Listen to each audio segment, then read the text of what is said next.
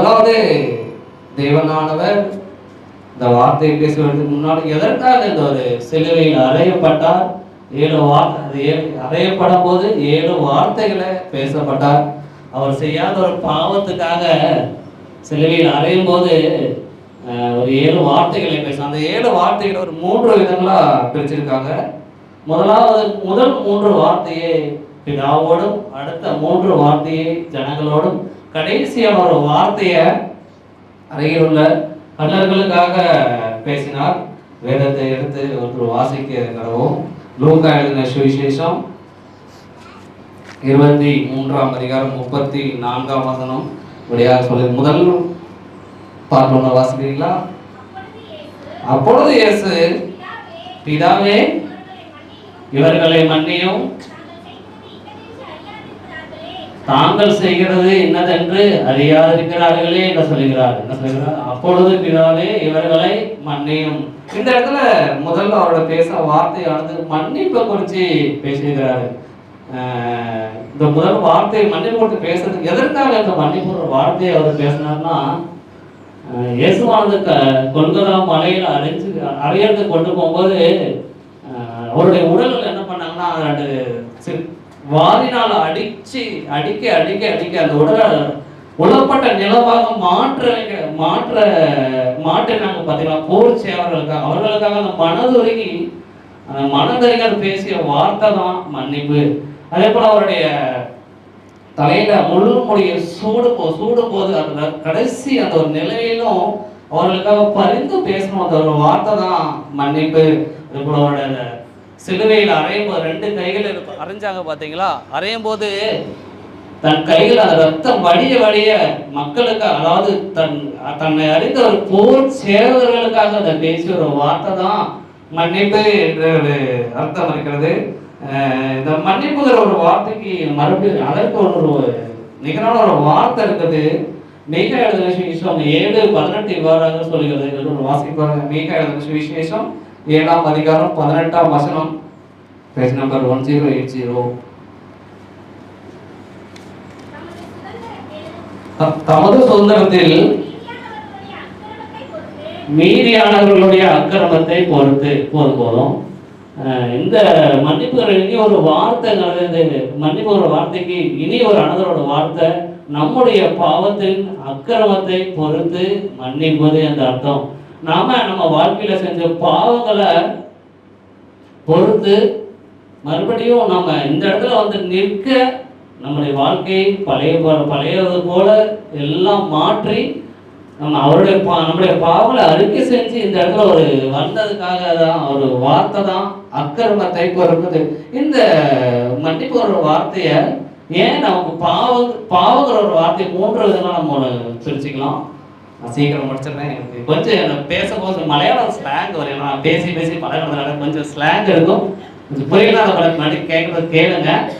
இந்த ஒரு எதற்காக நம்ம மன்னிப்பு ஒரு வார்த்தையை நம்முடைய சொந்த வாழ்க்கையில நம்ம நிறைய பாவங்கள் செய்கிற ஒரு பாவம் ஒரு 3 விதமா எவ்வளவு சீக்கிரம் சுருக்கமா முடிச்சுதானே 3 விதமா பிரிச்சுக்கலாம். முதலாவது அறியாமல் செய்த பாவம், 2வது அறிந்து செய்கிற பாவம், 3வது துணிகரமான பாவம். என்னென்ன பாவம் இருக்கு? அறியாமல் செய்கிற பாவம், அறிந்து செய்கிற பாவம், துணிகரமான பாவம். இந்த அறியாமல் செய்கிற பாவத்தை ஆதியாகமத்துல ஆதாம் ஏவாள் என்று சொல்லியிருக்காரு. ஆதியாகமம் 3:4 நீங்க அந்த பிசாசானவர் வலுசற்பதற்கு மூலமா அந்த ஆதாம் ஏவாள் சொல்லியிருக்காங்களா, நீங்கள் இந்த கனியை புசிச்சீங்கன்னா தேவர்களை போல மாறுவீர்கள் சொல்லியிருக்கிறாங்க. ஆனா அந்த ஆதாம் ஏவாள் ஆல்ரெடி இயேசுவை போல இருக்கிறோன்னு அறியாம அந்த பிசாசானவர் சொன்ன அந்த கனியை புசிச்சதுதான் முதல் பாவமான அறியாமல் செய்த பாவம். 2வது பாவம் அறிந்து செய்கிற பாவம். நம்ம ஒரு பாவத்தை செஞ்சுட்டோம், அந்த பாவத்துக்கு நிவர்த்தனையா மறுபடியும் ஒரு பாவம் செய்யறது. அதாவது பொய் சொல்றது. நான் ஒரு தப்பு செஞ்சுட்டோம். ஒரு திருடன் என்ன செய்வார், நான் எடுத்த உடனே நான் உண்மையை சொல்லி ஒத்துக்க மாட்டாரு.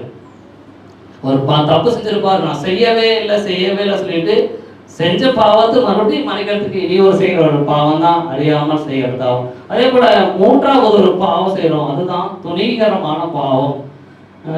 நம்ம வந்து ஒரு தப்பை செஞ்சோம்னா அதுக்கான அக்கினி தீர்ப்பு இருக்கு நமக்கு தெரியும், அதுக்கான தண்டனை இருக்குன்னு நமக்கு தெரியும். ஆனாலும் நம்ம என்ன பண்ணுவோம்னா அந்த ஒரு பாவத்தை நம்ம உடலை வருத்தி நம்ம மனசை வருத்தி ஒரு பாவம் செய்யும்போது என்ன பண்ணோம்னா நம்ம மனசு துடிக்கும், ஐயோ செய்ய வேண்டாம் சொல்லுவோம். ஆனால் மறுபடியும் என்ன பண்ணுவோம்னா அந்த பாவத்தை நம்ம மறுபடியும் துணிகரமா செய்கிறோம். அதுதான் ஒரு துணிகரமான பாவம்.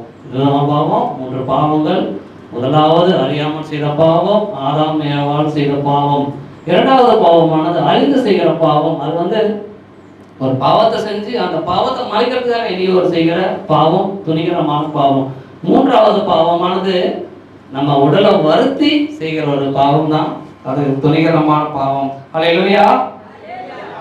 இந்த பழைய ஏற்பாட்டில் ஒருத்தர் பாவம் செஞ்சுட்டாங்கன்னா அதுக்கு ஏதாவது பழி செலுத்துவாங்க. என்ன பண்ணுவாங்கன்னா அவரவர் இஸ்ரவேல் ஜனங்கள் தாங்கள் செய்த அவரவர் பாவத்திற்கு எதிராய் புறாக்களையோ ஆடு மாடுகளையோ இரத்த பலியாய் செஞ்சாங்க.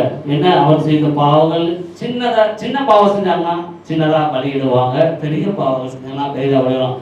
ஆனா இந்த ஒரு புதிய ஏற்பாட்டில் நம்ம அந்த மாதிரி எந்த ஒரு இரத்த பலிகளையோ செலுத்த தேவையில்லை.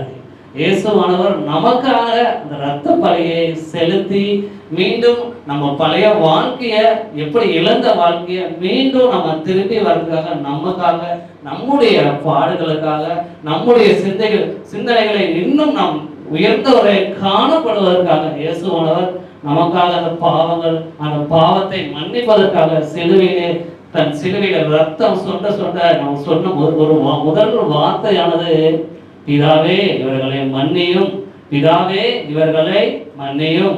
மன்னிப்பு ஒரு வார்த்தையை குறித்து பேசியிருக்காரு. இந்த ஒரு மன்னிப்பு ஒரு வார்த்தையில மார்க் எழுதின சுவிசேஷம் 1ஆம் அதிகாரம் 4ஆம் வசனம். நான் பேசி முடிச்ச டைம் இருக்காது, நான் சீக்கிரம் டைம் இருக்காதுன்னு நினைக்கிறேன். நாம் செய்த பாவத்திற்காக மன்னிப்புங்கிற ஒரு வார்த்தையை சொல்லியிருக்காரு. அதே போல லூக்கா 1ஆம் அதிகாரம் 77ஆம் வசனத்திலிருந்து நாம் ரட்சிக்கப்படுவதற்காக இந்த ஒரு வார்த்தையை மன்னிப்பு என்ற ஒரு வார்த்தையை சொல்லியிருக்கிறார். அதே போல அப்போஸ்தலர் 3:5-31 மனுஷனாக நாம் மனம் திரும்புவதற்காக மன்னிப்பு என்ற ஒரு வார்த்தையை சொல்லியிருக்கிறார். இந்த ஒரு மன்னிப்பு ஒரு வார்த்தையை மொத்தம் 2 விதங்களாக சொல்லியிருக்காரு. ஒன்றாவது தேவனை அறிகிற நம்முடைய ஜனங்களுக்கும், 2வதாக மனுஷன் மற்றவர்களை இதன் உறவினர்களோ சொந்த பந்தங்களோ அதர் மனுஷங்களை பார்த்து மன்னிப்பு ஒரு வார்த்தை சொல்லுகிறார். முதலானவர் நம்ம செஞ்ச பாவத்துக்காக இயேசுவானவர் சிலுவையில் அறைந்து நம்ம செஞ்ச பாவங்களை அவரிடத்துல அறிக்கை விடும்போது நம்முடைய பாவங்களாம் மன்னிக்கப்படுது. இதை விட சொன்னா தன் பாவத்தை அறிக்கிறவன் வாழ்வாடிவான், அவத்தை அறிக்கை செய்து விட்டுவிடோ இழக்க பெறுவான்.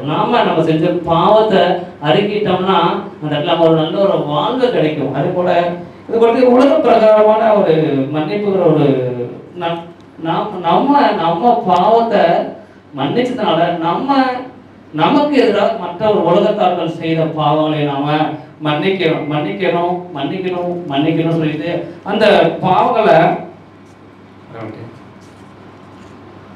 மத்தேயு எழுதின சுவிசேஷம் 18:35 இவ்வாறு வாசிக்கிறோம், கேட்போம். Page number 28.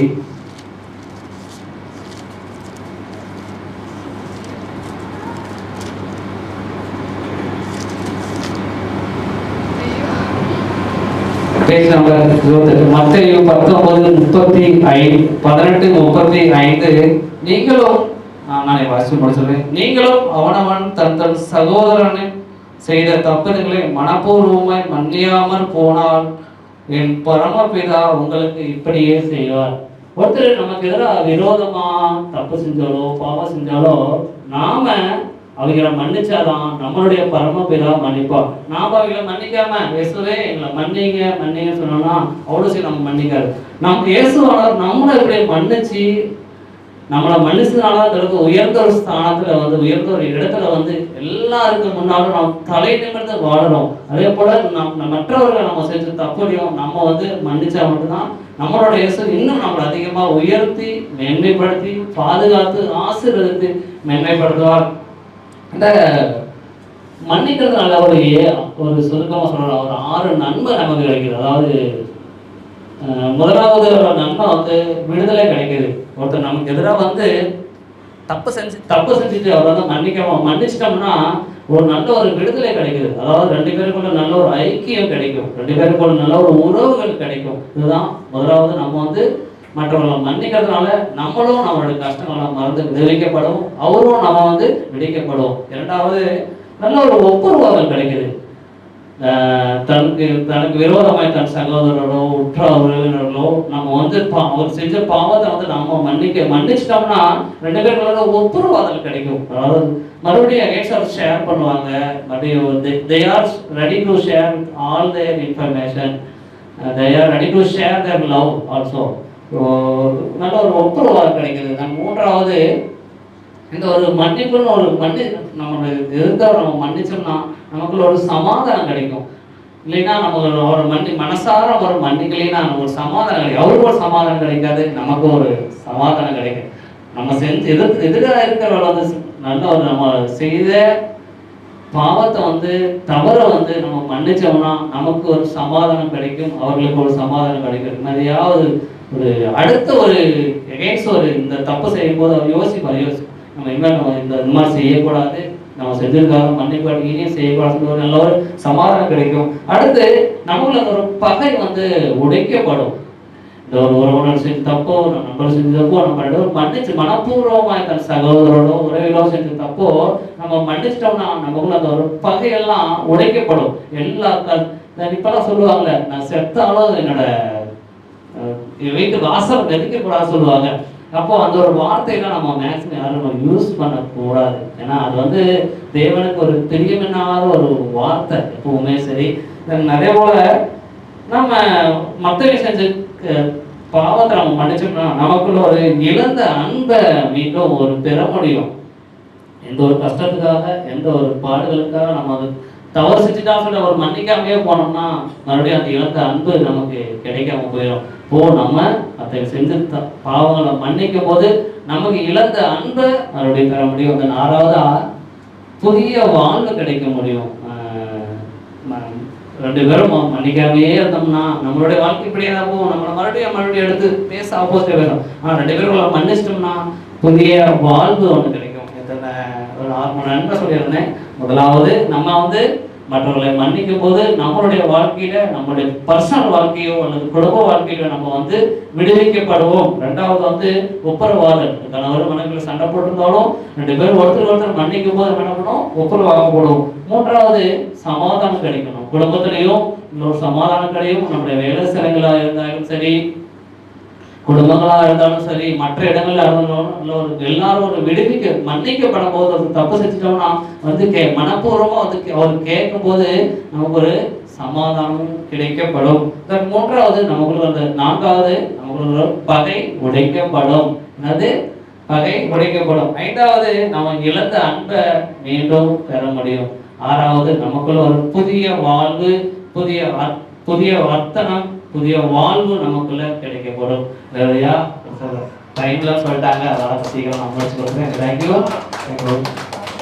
தகப்பனே, இந்த வார்த்தை கேட்டு இதன்படி நாங்கள் வழி நடக்க, வார்த்தைகளை கேட்டு இதன்படி நாங்கள் வாழ நீங்கள் கிருபை செய்து நீங்கள் பேச எங்களுக்கு மன்னித்த, நீங்கள் எங்களுடைய பாவங்களை மன்னித்தது போல நாங்கள் எங்களுடைய சொந்த பாவங்களை நாங்கள் வெறுத்து உங்களுடைய நாங்கள் எங்களோட பாவம் மன்னிப்புக்கு எல்லாம் நாங்கள் செய்த பாவங்கள்லாம் நீங்களை மன்னித்தது போல நாங்கள் எங்களோட ஐரோடைய பாவங்களையும் எல்லாவற்றையும் நாங்கள் மன்னித்து நாங்கள் மனப்பூர்வ மனசமாதானமாய் எங்களோட வாழ்க்கையை வாழ்ந்து சுகப்படுங்க தெரிவு செய்த உடனே எங்கள் தகப்பனே நீங்கள் கொடுத்த வார்த்தை இன்னும் எங்களுக்குள்ள இன்னும் இரட்டிப்பான நன்மையை பலத்தை காண தெரிவு செய்த உடனே ஆமென். கரங்களை தட்டி உற்சாகப்படுத்துவோம். நல்ல கரங்களை தட்டுவோம். சரியாக 15 நிமிடங்களை அவர் எடுத்துக்கொண்டிருக்கிறார். நாம் அவருக்காக கரங்களை தட்டி அவரை உற்சாகப்படுத்துவோம். ஸ்தோத்திரம். மன்னிக்கிறதும் மன்னிப்பு கொடுக்கிறதும் ரொம்ப முக்கியங்க. அல்லேலூயா. 2வது வார்த்தையை பகிர்ந்தளிக்க லதா அவர்கள் வருகிறார்கள். கரங்களை தட்டி நாம் அவர்களை வரவேற்போம். பிதாவாகிய தேவனும் கர்த்தராகிய இயேசு கிறிஸ்துவுக்கும் பரிசுத்த ஆவியானவருக்கும் மகிமை உண்டாவதாக. எல்லோருக்கும் புனித வெள்ளி வாழ்த்துக்கள். ஒரு விஷயம், இந்த இரண்டாவது வார்த்தைக்காக நம்ம ஜெபிக்கலாம். ஸ்தோத்திரம் ஆண்டவரே, ஸ்தோத்திரிக்கிறோம் அப்பா. ஆவியானவரே, இந்த இரண்டாவது வார்த்தையை கொடுக்க என்னை தகுதிப்படுத்தினீரே, உமக்கு நன்றி ராஜா. ஏசப்பா, இந்த இடத்துல இருந்து ஆண்டவரே பேச போகிறது நான் இல்லை, ஆவியானவரே, பரிசுத்த ஆவியானவரே நீரே இவர்களோடு கூட இடைபடுவீராக. அப்பா, இந்த வார்த்தைகளை கேட்குற ஒவ்வொருவரும் ஆண்டவரே ஸ்தோத்திரம் தங்களுடைய வாழ்க்கையை உணர்வணிந்து ஆண்டவரே ஸ்தோத்திரம் அதன்படி நடக்க ஆவியானவரே நீர் உதவி செய்யும்படியாக உடைய கரத்தில் நாங்கள் ஒப்பு கொடுத்து ஜெபிக்கிறோம்ப்பா. இயேசுவின் நாமத்தில் கேட்குறோம் எங்கள் பிதாவே, ஆமென். இந்த நல்ல நாளில் இயேசு கிறிஸ்து சிலுவையில் பேசினதான 7 வார்த்தைகளில் இரண்டாவது வார்த்தையை பற்றி பார்க்கலாம். லூக்கா 23:43 இயேசு அவனை நோக்கி, இன்றைக்கு நீ என்னுடனே கூட பரதீசியில் இருப்பாய் என்று மெய்யாகவே உனக்கு சொல்லுகிறேன் என்றார். இயேசு கிறிஸ்துவோடு சிலுவையில் வலது பக்கம் ஒரு குற்றவாளியையும் இடது பக்கம் ஒரு குற்றவாளியையும் சிலுவையில் அறையலாங்க. அதில் ஒரு குற்றவாளியை பார்த்து தான் இயேசு இப்படி சொல்கிறாரு, இன்றைக்கு நீ என்னுடனே கூட பரதீசியில் இருப்பாய் என்று சொல்கிறாரு. பரதீசு அப்படிங்கிறதுக்கு தோட்டம் என்ற அர்த்தம். இங்கிலீஷில் பாரடைஸ் அப்படின்னு சொல்லுவாங்க. இந்த பரதீசுங்கிறது எங்கே இருக்குன்னு பார்க்கலாம். 2 கொரிந்தியர் 12:2-3 எடுத்து வாசிக்கலாம்.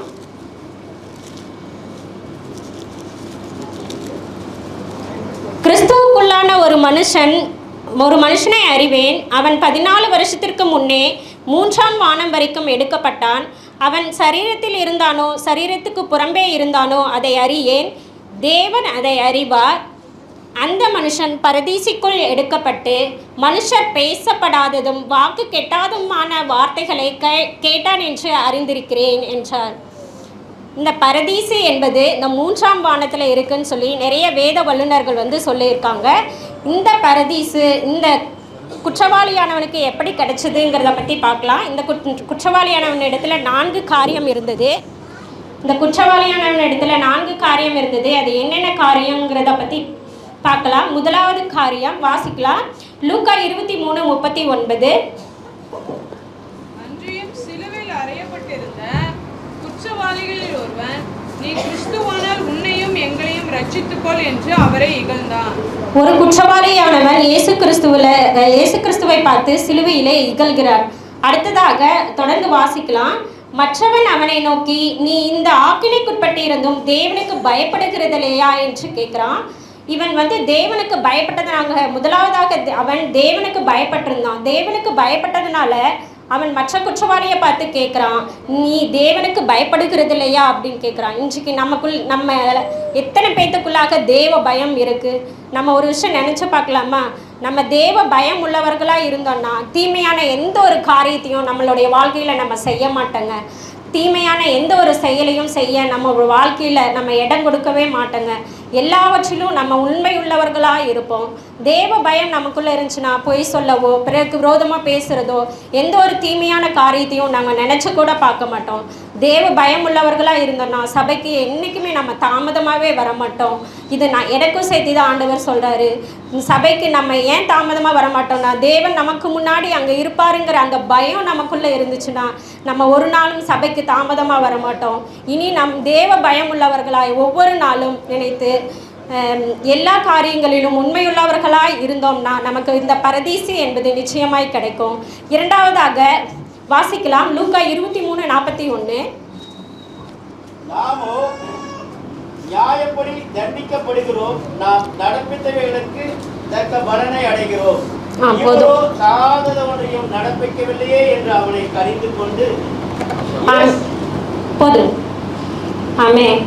நாமோ நியாயப்படி தண்டிக்கப்படுகிறோம், நாம் நடப்பித்தவைகளுக்கு தக்க பலனை அடைகிறோம்னு சொல்லி அந்த குற்றவாளி மற்றொரு குற்றவாளியை பார்த்து சொல்கிறான். இந்த இடத்துல அந்த குற்றவாளி தன்னுடைய தவறுகளை உணர்கிறான், உணர்வுள்ளவனாக இருக்கிறான். இந்த இரண்டாவது வார்த்தை உணர்வுள்ளவனாக இருக்கிறான். அவன் உணர்வுள்ளவனாக இருந்ததுனால மற்ற குற்றவாளியை பார்த்து சொல்கிறான், நாம நியாயப்படி தண்டிக்கப்படுகிறோம், நம்ம செஞ்ச தப்புக்கு நம்ம தண்டனையை அனுபவிச்சுட்ருக்கோம் அப்படின்னு சொல்லி தன்னுடைய பாவங்களை உணர்ந்து மற்றவன்கிட்ட சொல்கிறான். அதே போல் நம்ம இன்றைக்கி எத்தனை பேர் நம்முடைய பாவங்களை உணர்ந்திருக்கோம்? நம்ம ஏதாவது தவறுகள் செய்கிறோம், நம்ம நிறைய தவறுகள் செய்கிறோம். என்னைக்காவது அதை உணர்ந்து மற்றவர்கள்கிட்ட மன்னிப்பு கேட்டிருக்கோமா? கேட்டதே இல்லை. ஆவியானவர் நமக்கு உணர்த்தினாலும் அந்த மன்னிப்பு கேட்கறதுக்கு நமக்கு அந்த மனசு வர்றதில்லை. நம்ம வந்து மன்னிப்பு யார்கிட்டையுமே கேட்கறதில்ல. இனி அப்படிப்பட்டவர்களாக நம்ம இல்லாது உணர்வுள்ள இருதயத்தோடு தேவனுக்கு முன்பாக நீதி உள்ளவர்களாக இருந்தோம்னா தேவன் வந்து நம்மளை பரதீசுக்கு அழைப்பார். நீதிமொழிகள் 28:13 தன் பாவங்களை மறைக்கிறவன் வாழ்வடைய மாட்டான், அவைகளை அறிக்கை செய்து விட்டுக்கிடுகிறவனோ இரக்கம் பெறுவான்னு சொல்லியிருக்கு. நம்ம வந்து நம்மளுடைய பாவங்களை எல்லாம் அறிக்கை செய்து அப்படியே விட்டுறணும். அதை தொடர்ந்து நம்ம திரும்ப திரும்ப செஞ்சோன்னா நமக்கு இரக்கம் கிடைக்காது. இந்த பாரதீசு என்கிற இடம் நமக்கு கிடைக்காது. நமக்குள்ள அந்த உணர்வுள்ள இருதயம் இருந்துச்சுன்னா நம்ம சபையில் வந்து ஏனோ தானோ என்று இருக்க மாட்டோம். சபையில் வந்து வரோம், எதுக்காக வரோம்? தேவனுடைய வார்த்தையே கேட்க தான் வரோம். இன்றைக்கி நிறைய பேர் வந்து தாமதமாக வருது. ஒரு சிலர் வந்து அட்டனன்ஸ் போடுறதுக்காக மட்டுமே நம்ம சபைக்கு வராங்க. ஒரு சிலர் வந்து தூங்கி எந்திரிச்சிட்டு போகிறாங்க. ஒரு சிலர் தேவ வார்த்தையை கேட்குறாங்க. அதுலேயும் ஒரு சிலர் மட்டும்தான் அதை உணர்வடைஞ்சு அதன்படி நம்மளுடைய வாழ்க்கையை அதுக்கு நேராக நடத்தணும்னா தேவனுடைய வார்த்தையை உணர்ந்தவர்களாக இருந்தோமானால் நமக்கு இந்த பாரதீஸுங்கிறது கிடைக்குங்க. 3வது காரியம் வாசிக்கலாம். லூக்கா 23:41 அதுலேயே 2வது பகுதியை, இவரோ தகாததொன்றையும் நடப்பிக்கவில்லையே என்று அவனை கடிந்து கொண்டு. இந்த இடத்துல வந்து அந்த குற்றவாளி ஆனவன் மற்றொரு குற்றவாளி இடத்துல சொல்கிறாரு, அவர் வந்து தகாததொன்றையும் செய்யலை. இயேசு கிறிஸ்து வந்து எந்த ஒரு பாவமும் செய்யலை என்பதை அவன் தேவனை அறிந்திருந்தான். அந்த இடத்துல தேவன் வந்து எந்த ஒரு குற்றத்தையும் செய்யலைன்னு சொல்லி அறிந்திருந்தான்.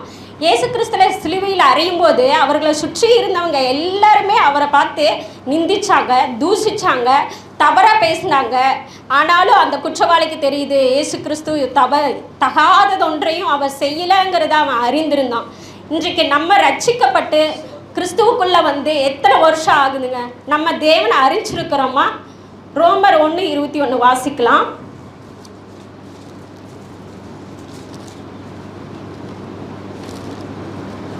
அவர்கள் தேவனை அறிந்தும் அவரை தேவனென்று மகிமைப்படுத்தாமலும் ஸ்தோத்திரியாமலும் இருந்து தங்கள் சிந்தனைகளினாலே வீணரானார்கள். உணர்வில்லாத அவர்களுடைய இருதயம் இருளடைந்தது. ஆமாம், நம்ம தேவனை அறிஞ்சிருக்கிறோம். ஆனால் ஒரு சிலர் வந்து இன்னும் நம்மளுடைய சிந்தனையினால் நம்ம வீணாய்கொண்டே இருக்கிறோம். இன்னும் கிளி ஜோசியம் பார்க்குறவங்க இருக்காங்க, இன்னும் கைரேகை பார்க்குறவங்க இருக்காங்க, நல்ல நேரம் கெட்ட நேரம் பார்க்குறவங்க இருக்காங்க. இன்னும் இப்படிப்பட்டவர்கள் இருக்கிறதுனால அவர்களுடைய உணர்வில்லாத இருதயம் இருளடைஞ்சிரும். நம்முடைய இருதயம் இருளடைஞ்சிச்சுன்னா நம்ம சாத்தானுடைய பிள்ளைகள் ஆயிடுவோம். நம்ம அப்படிப்பட்ட நிலைக்கு சூழ்நிலைக்கு ஆளாகாதபடிக்கு நம்ம தேவனுடைய பிள்ளைகளாய் இருப்போமானால், தேவனுக்கு சாட்சியுள்ள பிள்ளைகளாய் தேவனை மகிமைப்படுத்துகிறவர்களாக வாழணும்னா நாம் அவருடைய ஊழியத்தை செய்யணுங்க. நம்ம அவருடைய ஊழியத்தை செஞ்சோன்னா அவருடைய நாமம் மகிமைப்படும். நமக்கு பரதீசு என்கிற இந்த பரதீசு கிடைக்கப்படுங்க. 4வது காரியம் லூக்கா 23:42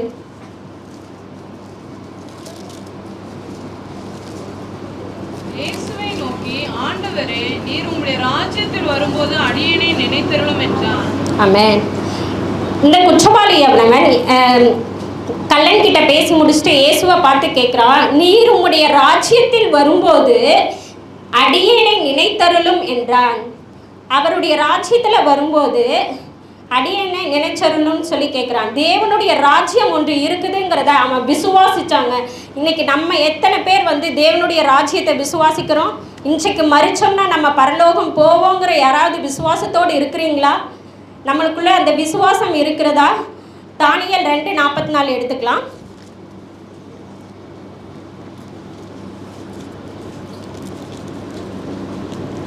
அந்த ராஜாக்களின் நாட்களிலே பரலோகத்தின் தேவன் என்றென்றைக்கும் அழியாத ராஜ்யத்தை எழும்ப பண்ணுவார். அந்த ராஜ்யம் வேறே ஜனத்துக்கு விடப்படுவதில்லை. இந்த பரலோக ராஜ்யம் ஒன்று இருக்கிறது, அது அழியாத நித்திய ராஜ்யம். அந்த ராஜ்யத்திற்கு அவருடைய ஜனத்திற்கு மட்டுமே கொடுக்க அவர் வல்லவராக இருக்கிறாரு. அந்த ராஜ்யத்தை நம்ம சுதந்திரிக்கணும்னா அவருடைய ஒரே பேரான குமாரனை நமக்கென்று கொடுத்தார் இல்லையா, அதை நம்ம விசுவாசிக்கணும். யோவான் 3:16 எடுங்க. தம்முடைய ஒரே பேரான குமாரனை விசுவாசிக்கிறவன் எவனோ அவன் கெட்டு போகாமல் நித்திய ஜீவனை அடையும்படிக்கு அவரை தந்துருளி இவ்வளவாய் உலகத்தில் அன்பு கூர்ந்தார்னு இருக்குங்க. அந்த நித்திய ஜீவனை அழிவில்லாத ராஜ்யத்தில் நம்ம பங்குள்ளவர்களாக இருக்கணும்னா நம்ம வந்து அவரை விசுவாசிக்கணும்.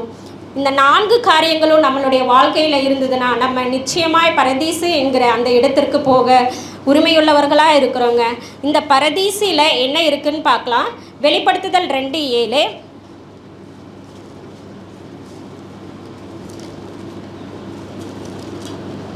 ஆவியானவர் சபைகளுக்கு சொல்லுகிறதை காதுள்ளவன் கேட்க கடவன். ஜெயங்கொள்ளுகிறவன் எவனோ அவனுக்கு தேவனுடைய பரதீசியின் மத்தியில் இருக்கிற ஜீவ விருட்சத்தின் கனியை புசிக்க கொடுப்பேன் என்றெழுது. இந்த பரதீசியின் மத்தியில் ஜீவ விருட்சத்தின் கனி இருக்குது, அதை நமக்கு புசிக்க கொடுப்பாரு. இந்த ஜீவ விருட்சத்தின் கனியை எங்கே வாசிச்சிருக்கோம்? யாருக்காவது ஞாபகம் இருக்கா? ஜீவ விருட்சத்தின் கனி எங்கே வாசிச்சிருக்கோம்? ஆதியாகமத்தில் இருக்குது. ஏதேன் என்கிற தோட்டத்தில் இருக்குது. இந்த பரதீசு என்கிறதுக்கு ஏதேன் என்ற தோட்டமும் ஒரு பெயர் தான். வாசிக்கலாம். ஆதியாகமம் 2:7. தேவனாகிய கர்த்தர் மனுஷனை பூமியின் மண்ணினாலே உருவாக்கி ஜீவ சுவாசத்தை அவன் நாசியிலே ஊதினார். 9வது வசனத்தை வாசிக்கலாம். தேவனாகிய கர்த்தர் பார்வைக்கு அழகு புசிப்புக்கு நலமுமான சகலவித விருட்சங்களையும் தோட்டத்தின் நடுவிலே ஜீவ விருட்சத்தையும் நன்மை தீமை அறியத்தக்க விருட்சத்தையும் பூமியிலிருந்து முளைக்க பண்ணினார். இந்த ஜீவ விருட்சத்தின் கனியை நம்ம புசிக்கும் போது நித்திய ஜீவன் நமக்கு உண்டாகும். அழிவில்லாத அந்த ராஜ்யத்திலே நம் நித்தியமாய் வாழ தேவன் நம்மை ஆயத்தப்படுத்துவார். இந்த 4 காரியங்களையும் நம்மளுடைய வாழ்க்கையில் நம்ம சரியாக இருந்தோம் ஆனால் நம்ம இந்த நித்திய ஜீவனை தர தேவன் வல்லவராக இருக்கிறார் சொல்லி இந்த வார்த்தையை நான் முடிச்சுக்கிறேன். ஒரு விஷயம் இந்த வார்த்தைக்காக ஜெபிக்கலாம். ஸ்தோத்திரம் ஆண்டவரே, ஸ்தோத்திரம். இந்த வார்த்தையை ஒவ்வொன்றையும் தேவன் நீர் ஆசீர்வதிங்க. இதை கேட்டுகிற ஒவ்வொருவரும் இதன்படி நடக்க ஆவியானவரே நீர் உதவி செய்வீராக. நீர் பொறுப்படுத்தி நடத்தும். இயேசுவின் நாமத்தில் கேட்கிறோம் பிதாவே. கரங்களை தட்டி உற்சாகமா நன்றியப்பா சொல்கிறேன். அடுத்ததாக சகோதரர் எபினேசர் வந்து 4வது வார்த்தையை பகிர்ந்தளிக்கிறார். 3வது வார்த்தை ஸ்ரீ அதோ உன் மகன் அதோ உன் தாய் என்ற வார்த்தையை பகிர்ந்தளிக்கிறார். கரங்களை தட்டி வரவேற்போம்.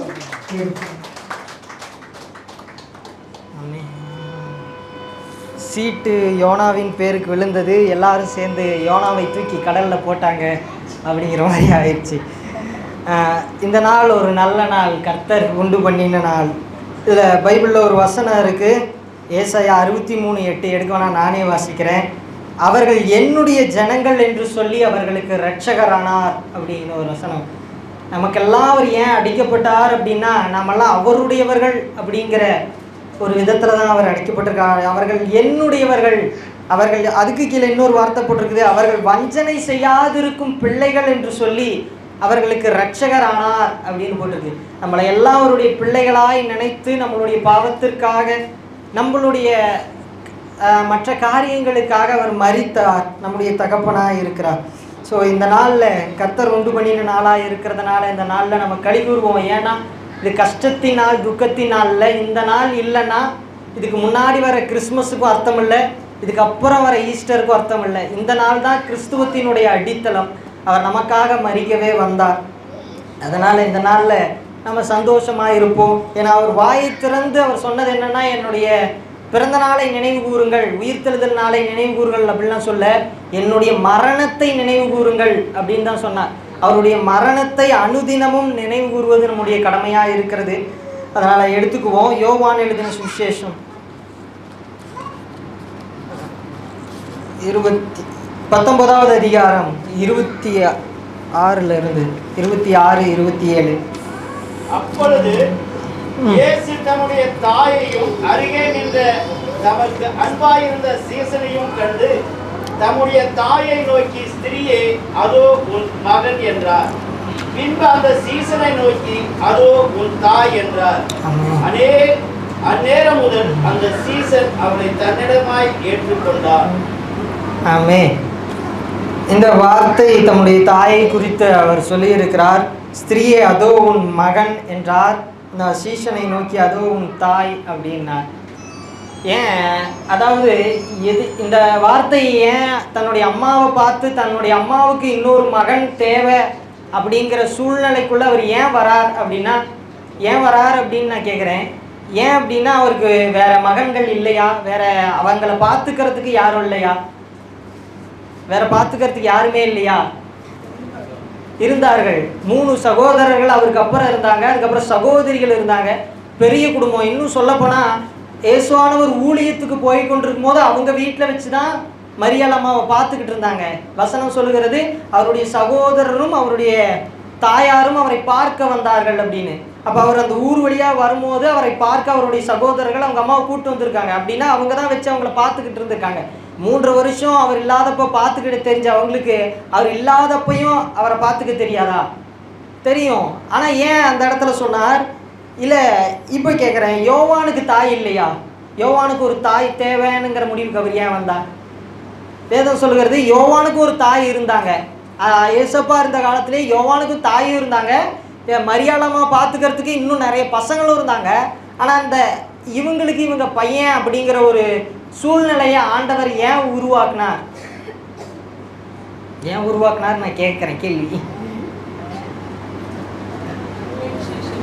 ஏன்னா அன்பின் சீசனாக இருக்கிறதுனால மற்றவங்கள விட இவர் நல்லா பார்த்துக்குவார் அப்படிங்கிறதுனாலன்னு சொல்கிறீங்க. ரைட்டு. அதாவது அடுத்த 2 அதிகாரங்கள்லாம் பார்த்தோம் அப்படின்னா யோவான் ஏசப்பா மரித்து உயிர்த்து எழுந்ததுக்கப்புறம் பரிசுத்தாவியானவர் வந்ததுக்கப்புறம் இவங்க ஊழியம் செய்கிறப்ப இவங்களை பிடிச்சி ஜெயிலில் போடுறாங்க. அதுக்கப்புறம் தேவதூதன் நடுராத்திரியில் வந்து கதவை திறந்து விடுறாரு. உடனே இவங்க தேட ஆரம்பிச்சிடுறாங்க. அடுத்த 1 வாரத்தில் யோவான் அரசாங்கத்தால் தேடப்படுகிற ஒரு குற்றவாளி ஆயிடுறாரு. ஒரு தேடப்படுகிற ஒரு குற்றவாளி தான் உயிரை காப்பாற்றுறதே பெரிய விஷயமா இருக்கும். இதில் எங்கே அவர் அம்மாவை காப்பாற்றுறது? ஆனால் அப்படிப்பட்ட சூழ்நிலைக்குள்ள ஏன் ஆண்டவர் யோவான் தான் இவங்களை பார்த்துக்கணும் அப்படிங்கிற மாதிரி நினைக்கிறார் அப்படின்னா, இது அவங்களுக்கான வார்த்தை இல்லை, இது இன்னும் கொஞ்சம் ஆழமான ஒரு வார்த்தை. அதாவது என்ன அப்படின்னா, அதாவது எப்படி சொல்கிறது அப்படின்னா, யோவானுக்குள்ள இருந்த அதே விசுவாசம், இயேசு கிறிஸ்துவ மேலே இருந்த அதே விசுவாசம், மரியாளுக்குள்ள இருந்த அதே விசுவாசமும் ஒரே மாதிரி இருந்ததுனால விசுவாசிகள் ஒன்றா சேர்ந்து இருக்கணும் அப்படிங்கிறது தான் அவருடைய நோக்கம். இந்த இடத்துல அவர் எதை உருவாக்குறார் அப்படின்னா, ஒரு விசுவாச இணைப்பை உருவாக்குகிறார். ஒரு மகன் இல்லாத அம்மாவுக்கு ஒரு மகனையும், ஒரு அம்மா இல்லாத ஒரு பையனுக்கு ஒரு அம்மாவையோ உருவாக்கி கொடுக்கறது அவருடைய எண்ணம் அல்ல. விசுவாசிகள் சேர்ந்து இருக்கணும். 2 பேருக்குள்ளே இருக்கிற ஒரே விசுவாசம், அவங்க விசுவாசிகள் சேர்ந்து இருக்கணும் அப்படிங்கிறதுனால அந்த இணைப்பை இந்த இடத்துல உறுதிப்படுத்துகிறார். அந்த இணைப்புக்கு பேர் தான் நம்ம எல்லாரும் என்ன சொல்கிறோன்னா சபை அப்படின்னு சொல்கிறோம். அப்போஸ்தலர் நடபடிகளில் 2வது அதிகாரத்தில் முதல் கட்ட திருச்சபையில் இருந்த விசுவாசிகளின் பெயர் பட்டியல்லாம் இருக்குது. அதில் அவருடைய 12 சீஷர்கள் இருந்திருக்காங்க. 11 சீஷர்கள். 1வது அதிகாரம் 13வது வசனம் 14வது வசனம் படிக்கிறேன். அவர்கள் அங்கே வந்தபோது மேல் வீட்டில் ஏறினார்கள். அதில் பேதுருவும் யாக்கோபும் யோவானும் அந்திரேயாவும் பிலிப்பும் தோமாவும் பர்த்தலோமேயுவும் மத்தேயுவும் அல்பேயுவின் குமாரனாகி யாக்கோபும் செலோத்தே என்னப்பட்ட சீமோனும் யாக்கோபின் சகோதரனாகிய யூதாவும் தங்கியிருந்தார்கள். அங்கே அவர்கள் எல்லாரும் ஸ்திரீகளோடும் இயேசுவின் தாயாகிய மரியாளோடும் அவர்களோடு சகோதரரோடும் ஒருமனப்பட்டு ஜபத்திலும் வேண்டுதலிலும் தரித்திருந்தார்கள் அப்படின்னு. அதாவது என்னன்னா, இதுக்கு பேர் தான் சபை அப்படின்னு நம்ம சொல்கிறோம். விசுவாசிகள் எல்லாரும் ஒன்றா இருக்கணும் அப்படிங்கிறத சொல்கிற இடத்துல தான் இந்த இடத்துல ஆண்டவர் சொல்லுகிறார். அவருக்கு நிறைய பணக்கார சீஷர்கள் இருந்தாங்க. ஐஸ்வர்யவானாக இருந்த யோசேப்பு அப்படிங்கிறவன் மறைமுக சீஷனாக இருந்தான். அவளை பார்த்து சொல்லியிருக்கலாம், எங்கள் அம்மாவை பார்த்துக்கப்பா, நான் போனதுக்கப்புறம் எங்கள் அம்மாவை நல்லா பார்த்துக்கோ அப்படின்னு, வேலைக்கு சாப்பாடு போடு அப்படின்னு சொல்லியிருந்துருக்கலாம். ஆனால் அவர் அப்படி பண்ணாமல் இவங்க கிட்ட விசுவாச மக்கள் கிட்ட சபைக்குள்ளே அவங்க அம்மாவை இணைத்து வைக்கிறார். மாதாள் சபைக்குள்ளே இருக்கணுங்கிறது தான் தேவனுடைய திட்டமாக இருக்கிறது. இதுக்கப்புறம் இவங்க சபையை துவக்க போகிறாங்க. சபை இன்னும் வளர போகுது. அந்த இடத்துல நீங்கள் போய் இருங்க, இவங்க கூட இருங்க, யோவான் கூட இருங்க அப்படின்னு சொன்னது யோவானை மட்டும் இல்லை, எல்லா சீஷர்களையும், அதாவது சபையையும் விசுவாச ஐக்கியத்தையும் அந்த இடத்துல சொல்லுகிறார். அதனால தான் விசுவாச ஐக்கியம் அப்படிங்கிறது இந்த இடத்துல ரொம்ப முக்கியமாக இருக்கிறது. தேவன் அதுக்கு முன்ன வரைக்கும் சபைங்கிற ஒரு விஷயத்தை குறித்து ஆண்டவர் உருவாக்கல. அவர் இருந்தப்பயே ஒரு சபையை, ஒரு கட்டிடத்தை கட்டி சபையை உருவாக்கல. ஆனால் அவருடைய மரணத்துக்கு அப்புறம் தான் சபையை உருவாக்குறார். ஏன் அப்படின்னா பவுல் சொல்லுகிறார், சபை அப்படிங்கிறது அவருடைய மரணத்திலிருந்து துவங்குகிறது. அவர் தம்முடைய சொந்த ரத்தத்தை சிந்தி சபையை உருவாக்கி இருக்கிறார் அப்படிங்கிறது. சபை அப்படின்னா விசுவாச இணைப்பு. நம்ம ஒரே மாதிரி கூட்டம் கூடி இருக்கிறோம் அப்படிங்கிறதுனால நம்ம எல்லாருக்குள்ளேயும் ஒரே மாதிரியான விசுவாசம் இருக்கிறதுனால நம்ம எல்லாரும் ஐக்கியப்பட்டு இருக்கிறோம். அதுதான் சபை அப்படின்னு நம்ம அழைக்கிறோம். சிலர் சபை கூடி வருதலை விட்டு விடுகிறது போல நீங்களும் விட்டுவிடாதிருங்கள் அப்படின்னு இருக்குது. ஏன் அப்படி எழுதிருக்கு அப்படின்னா நம்ம எல்லாரும் ஒரே ஐக்கியமாக இருக்கணும் அப்படிங்கிறது தேவனுடைய திட்டமாக இருக்கிறது. அது தேவனுடைய சித்தமாக இருக்கிறது. அவருடைய ஆசை இல்லை, அவருடைய திட்டமும் அவருடைய திருவுளத்துக்கு ஏற்றதுமாக இருக்கிறது. ஒன்றா இருக்கணும் அப்படிங்கிறது. யோவான் 17வது அதிகாரத்தில் அவர் அந்த ஒரு அதிகாரம் ஃபுல்லாகவே கடைசி அவர் மரிக்கிறதுக்கு முன்னாடி பேசுகிறார். அதில் திரும்ப திரும்ப அவர் சொல்லுகிறது என்னன்னா, அவங்க ஒன்றா இருக்கணும், அவங்க ஒன்றா இருக்கணும், அவங்க ஒன்றா இருக்கணும். இதையே தான் திரும்ப பிதாவே அவர்கள் ஒருமனப்பட்டு இருக்கணும் அப்படிங்கிறதான் சொல்லுகிறார். அதான் நம்ம சபை ஒரே ஐக்கியத்துக்குள்ள இருக்கணும் அப்படிங்கிறது தான் தேவனுடைய திட்டமாய் இருக்கிறது. அதாவது யோவான் ஒரே ஒன்றா இருக்கணும் அப்படிங்கிறது தான் தேவனுடைய திட்டமாக இருக்கிறது. சபையில் நிறைய குறைகள் இருக்கலாம். நம்ம சேர்ந்து போகிறவங்க மத்தியில் எல்லாரும் ஒரே மாதிரி இருக்க மாட்டோம். ஆனாலும் எல்லாரும் ஒன்றா இருக்கணும் அப்படிங்கிறது தேவனுடைய திட்டமாக இருக்கிறது. ஏசப்பாவுக்கு எத்தனை சீஷர்கள் இருந்தாங்கன்னு யாருக்காச்சும் தெரியுமா? எத்தனை சீஷர்கள்? 12 சீஷர்கள். ஆனால் 12 பேரை விட அதிகமான சீஷர்கள் இருந்தாங்க. 12 பேர் இல்லாமல் வேற 70 பேரை ஏற்படுத்தினார் அப்படின்றது இருக்கு. அது இல்லாமல் வேற சீஷர்கள்லாம் இருந்தாங்க. இவங்கெல்லாம் அப்படியே பயணித்து வந்துகிட்டு இருக்கும்போது ஒரு காலகட்டத்தில் அவருடைய உபதேசம் கொஞ்சம் கடினமாய் வரும்போது, கொஞ்சம் கருகலான வார்த்தைகள் வரும்போது, இவங்கெல்லாம் இந்த 70 பேர் எல்லாருமே என்ன சொல்கிறாங்க, இது கடினமான உபதேசம், யாரும் கேட்க மாட்டாங்க, இதுக்கு மேலே நாங்கள் உங்களோடு நிலை நிற்க முடியாதுன்னு போயிடுறாங்க. கடைசியாக நிற்கிறது யாருன்னு அந்த 12 பேர். அந்த 12 பேரை பார்த்து அவர் ஒரு கேள்வி கேட்குறாரு. என்னன்னா, நீங்களும் போயிட மனதாக இருக்கிறீர்களா? நீங்களும் இந்த ஐக்கியத்தை விட்டு போக மனதாக இருக்கிறீர்களா அப்படின்னு கேட்குறாரு. அதுக்கு பேதுரு சொல்கிறாரு, ஆண்டவரே யார் இடத்துல போவோம்? வாழ்வு தரும் வார்த்தைகள்லாம் உங்ககிட்ட இருக்குது, ஜீவ வார்த்தைகள் உங்ககிட்ட இருக்கே அப்படின்னு சொல்லும்போது ஆண்டவர் ஒரு வார்த்தை அந்த இடத்துல சொல்கிறார், உங்கள் 12 பேரையும் நான் தெரிந்து கொள்ளவில்லையா அப்படின்னு ஒரு வார்த்தை சொல்கிறார். அது என்ன அர்த்தம் அப்படின்னா, நீங்கள் போக மாட்டீங்க. நீங்கள் ஏன் போக மாட்டீங்கன்னா, உங்கள் 12 பேரையும் நான் தெரிந்து கொண்டேன், நீங்கள் என்னை தெரிந்து கொள்ளவில்லை, நான் தெரிந்து கொண்டு நான் அழைத்ததுனால நீங்கள் போகாமல் இருக்கிறீங்க. இன்றைக்கி சபையில் நம்ம இருக்கிறோம், எத்தனையோ பேர் வந்தாங்க போனாங்க. ஆனால் நாம் ஏன் போகாமல் இன்னும் நிலைச்சி நிற்கிறோம் அப்படின்னா, நாம் அவரை தெரிந்து கொள்ளவில்லை, அவர் நம்மை தெரிந்து கொண்டதுனால தான் சபைக்குள்ளே இருக்கிறோம். இன்னமும் நாம் ஏன் இத்தனை மனஸ்தாபங்கள் காரியங்கள் எல்லாமே இருந்தும் ஏன் நம்மலாம் ஒன்றா இருக்கிறோம், ஞாயிற்றுக்கிழமைன்னா ஏன் சர்ச்சுக்கு வந்துடுறோம் அப்படின்னா, நம்மை அவர் தெரிந்து கொண்டதுனால தான் நாம் எல்லாம் ஒன்றா இருக்கிறோம். இது தேவனால் ஏற்படுத்தப்பட்ட திட்டமாக இருக்கிறது. யாரோ ஒரு மனுஷன் உருவாக்குறதில்ல. ஒவ்வொரு சபைக்கும் ஒவ்வொரு தூதனை போட்டு ஒவ்வொரு சபையினுடைய கணக்கு வழக்கு முதற்கொண்டு எத்தனை பேர் வர்றாங்க வரல எல்லாமே அவருக்கு ரெக்கார்டு போகுது. யார் இருக்கணும் யார் இருக்கக்கூடாதுங்கிறத அவர் முடிவெடுக்கிறார். ஒரு திராட்சை செடியில் எது இணைக்கப்படணும் எது இணைக்கப்படக்கூடாதுன்னு அவர் முடிவெடுக்கிறார். நம்ம சித்தப்படி நாம் யாரும் சர்ச்சுக்கு வரல, அவர் இழுத்து கொண்டதுனால தான் வந்திருக்கோம். அதே மாதிரி நாம விருப்பப்பட்டு யாரும் இந்த சர்ச்சை விட்டு போயிட முடியாது. நாம விருப்பப்பட்டு யாரும் இந்த ஐக்கியத்தை விட்டு போக முடியாது. விசுவாசிகள் எல்லாரும் ஒரே ஐக்கியத்தில் இருந்தாங்க. அப்போஸ்தலர் நடபடிகள் புஸ்தகத்தில் நம்ம பார்க்குறோம், முதல் கட்ட திருச்சபையில் விசுவாசிகள் எப்படி வந்தாங்க, எப்படி அவ்வளோ பெரிய கூட்டம் வந்தது அப்படின்னு போட்டிருக்கு. கடைசி வசனம் 47வது வசனம் படிங்க. ஒரு நிமிஷம்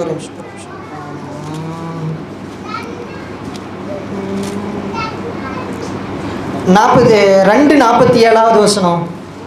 தேவனை துதித்து ஜனங்கள் எல்லாரிடத்திலும் தயவு பெற்று ரட்சிக்கப்படுகிறவர்களை கர்த்தர் அனுதினமும் சபையிலே சேர்த்து ரட்சிக்கப்படுகிறவர்களை கர்த்தர் அனுதினமும் சபையிலே சேர்த்து கொண்டு வந்தார் அப்படின்னு போட்டிருக்கு. அதாவது ரட்சிக்கப்பட்டவர்களை பாஸ்ட் சேர்க்கல, யாரோ ஒரு சபை மெம்பர்கள் சேர்க்கல, கர்த்தர் சேர்த்து கொண்டு வந்தார். யார் நம்ம சபைக்குள்ளே வருகிற ரட்சிக்கப்பட்டு வருகிற ஒவ்வொருவரையும் சபைக்குள்ளே ஆண்டவர் சேர்த்து வருகிறார்.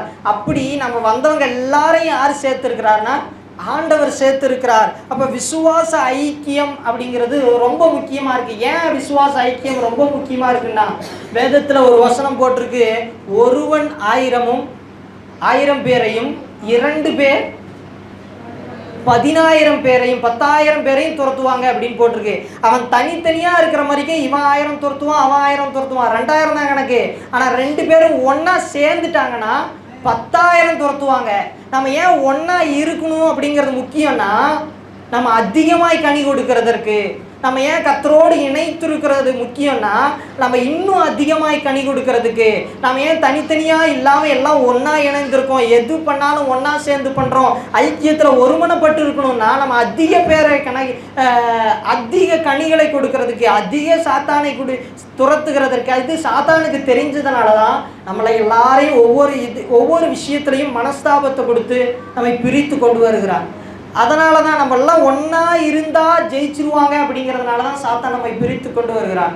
அதனால் ஒன்றா இருந்தோம் அப்படின்னா, ஒரே விசுவாசத்தில் ஐக்கியப்பட்டிருந்தோம். முக்கியமான விஷயம் விசுவாச ஐக்கியம். அதுதான் ஒன்றா இருக்கிறத விட ஒரே விசுவாசிகள் ஒருமனப்பட்டிருந்தால், 2 பேர் ஒருமனப்பட்டு இருந்தால், அந்த ஒருமனம் ரொம்ப முக்கியமாக இருக்கிறது. சபையில் ஒவ்வொரு விஷயத்திலையும் ஒருமனப்பட்டு இருக்கணும். குறைகளை பவுல் சொல்லுகிறார், பிறருடைய குறைவுகளில் தாங்குங்கள் அப்படின்னு சொல்லுகிறார். அதாவது குறையுள்ளவங்க எல்லா சபையிலையுமே இருப்பாங்க, குறையுள்ளவங்க எல்லா இடத்துலையுமே இருப்பாங்க. நீ என்ன பண்ணுற, அவனுடைய குறையை வெளியே சொல்லாமல் அவன் குறைவுபட்ட இடத்துல நீ தாங்கு, அவன் கீழே விழுகிற இடத்துல நீ தூக்கி விடு, அவன் தப்பு பண்ணுற இடத்துல நீ அந்த தப்பை சரி பண்ண பாரு அப்படின்னு சொல்லுகிறார். இதுதான் சபையே தவிர நம்மெல்லாம் ஒன்றா கூடி இருக்கிறோம், ஒன்றா ஞாயிற்றுக்கிழமை வரோம், சாப்பாடு செய்கிறோம், சாப்பிட்றோம், கிளம்புறோம் அப்படிலாம் இல்லை. அதனால் எல்லாரும் ஒருமனப்பட்டு இருக்கணும். விசுவாசிகள் எல்லாரும் ஒரே ஐக்கியத்தில் இருக்கணும். அதுதான் தேவனுடைய திட்டமாக இருக்கிறது. இதில் இப்போ விசுவாச பட்டியலில் மோசேயை குறித்து ஆண்டவர் பவுல் எழுதும் போது எழுதுகிறார், அவன் அவிசுவாசிகளோடு அரண்மனை வாழ்க்கையை வாழ்றதை விட விசுவாச ஜனங்களோடு பாடு அனுபவிக்கிறத பெருசாக நினச்சான் அப்படின்னு. அப்படி இதுதான் விசுவாசிகளுடைய ஐக்கியம். வெளியே நம்மளை விட வெளியே இருக்கிற ஜனங்கள் அவிசுவாசிகளோடு நம்ம இணைந்து இருக்கிறது நம்மளுக்கு சூப்பராக இருக்கும், நல்லா இருக்கும். இவங்களை விட அவங்க நம்மளுக்கு பர்ஃபெக்ட் அப்படிங்கிற மாதிரி இருப்பாங்க. ஆனால் விசுவாச ஜனங்களோடு சேர்ந்து பாடு அனுபவிக்கிறது, அவங்களோடு சேர்ந்து ஒவ்வொரு விஷயத்துலையும் கூட நிற்கிறதுங்கிறது தேவனால் உருவாக்கப்பட்ட திட்டம். அது தேவனுக்கு பிரியமாக இருக்கிறது. அதுதான் தேவன் சொல்லுகிறார், ஒருமனப்பட்டிருங்கள். சங்கீதம் 113வது அதிகாரம், அந்த அதிகாரம் ஃபுல்லாகவே சகோதரர்களுடைய ஒருமனத்தை பற்றி சொல்லுது. அதாவது ஒரே விசுவாசம் உள்ள சகோதரர்கள். அந்த அதிகாரத்தை ஒரே நிமிஷம் வாசிக்கலாம். 3 வசனம்.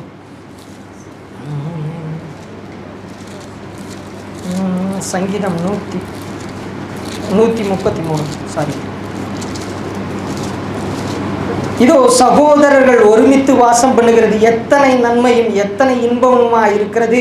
அது ஆரோனுடைய சிரசின் மேல் ஊற்றப்பட்டு அவனுடைய தாடிகளில் வடிகிறதும் அவனுடைய அங்கிகளின் மேல் இறங்குகிறதுமான நல்ல தைலத்திற்கும் எர்மோன் சியோன் பர்வதங்களில் இறங்கும் பனிக்கும் ஒப்பாயிருக்கிறது.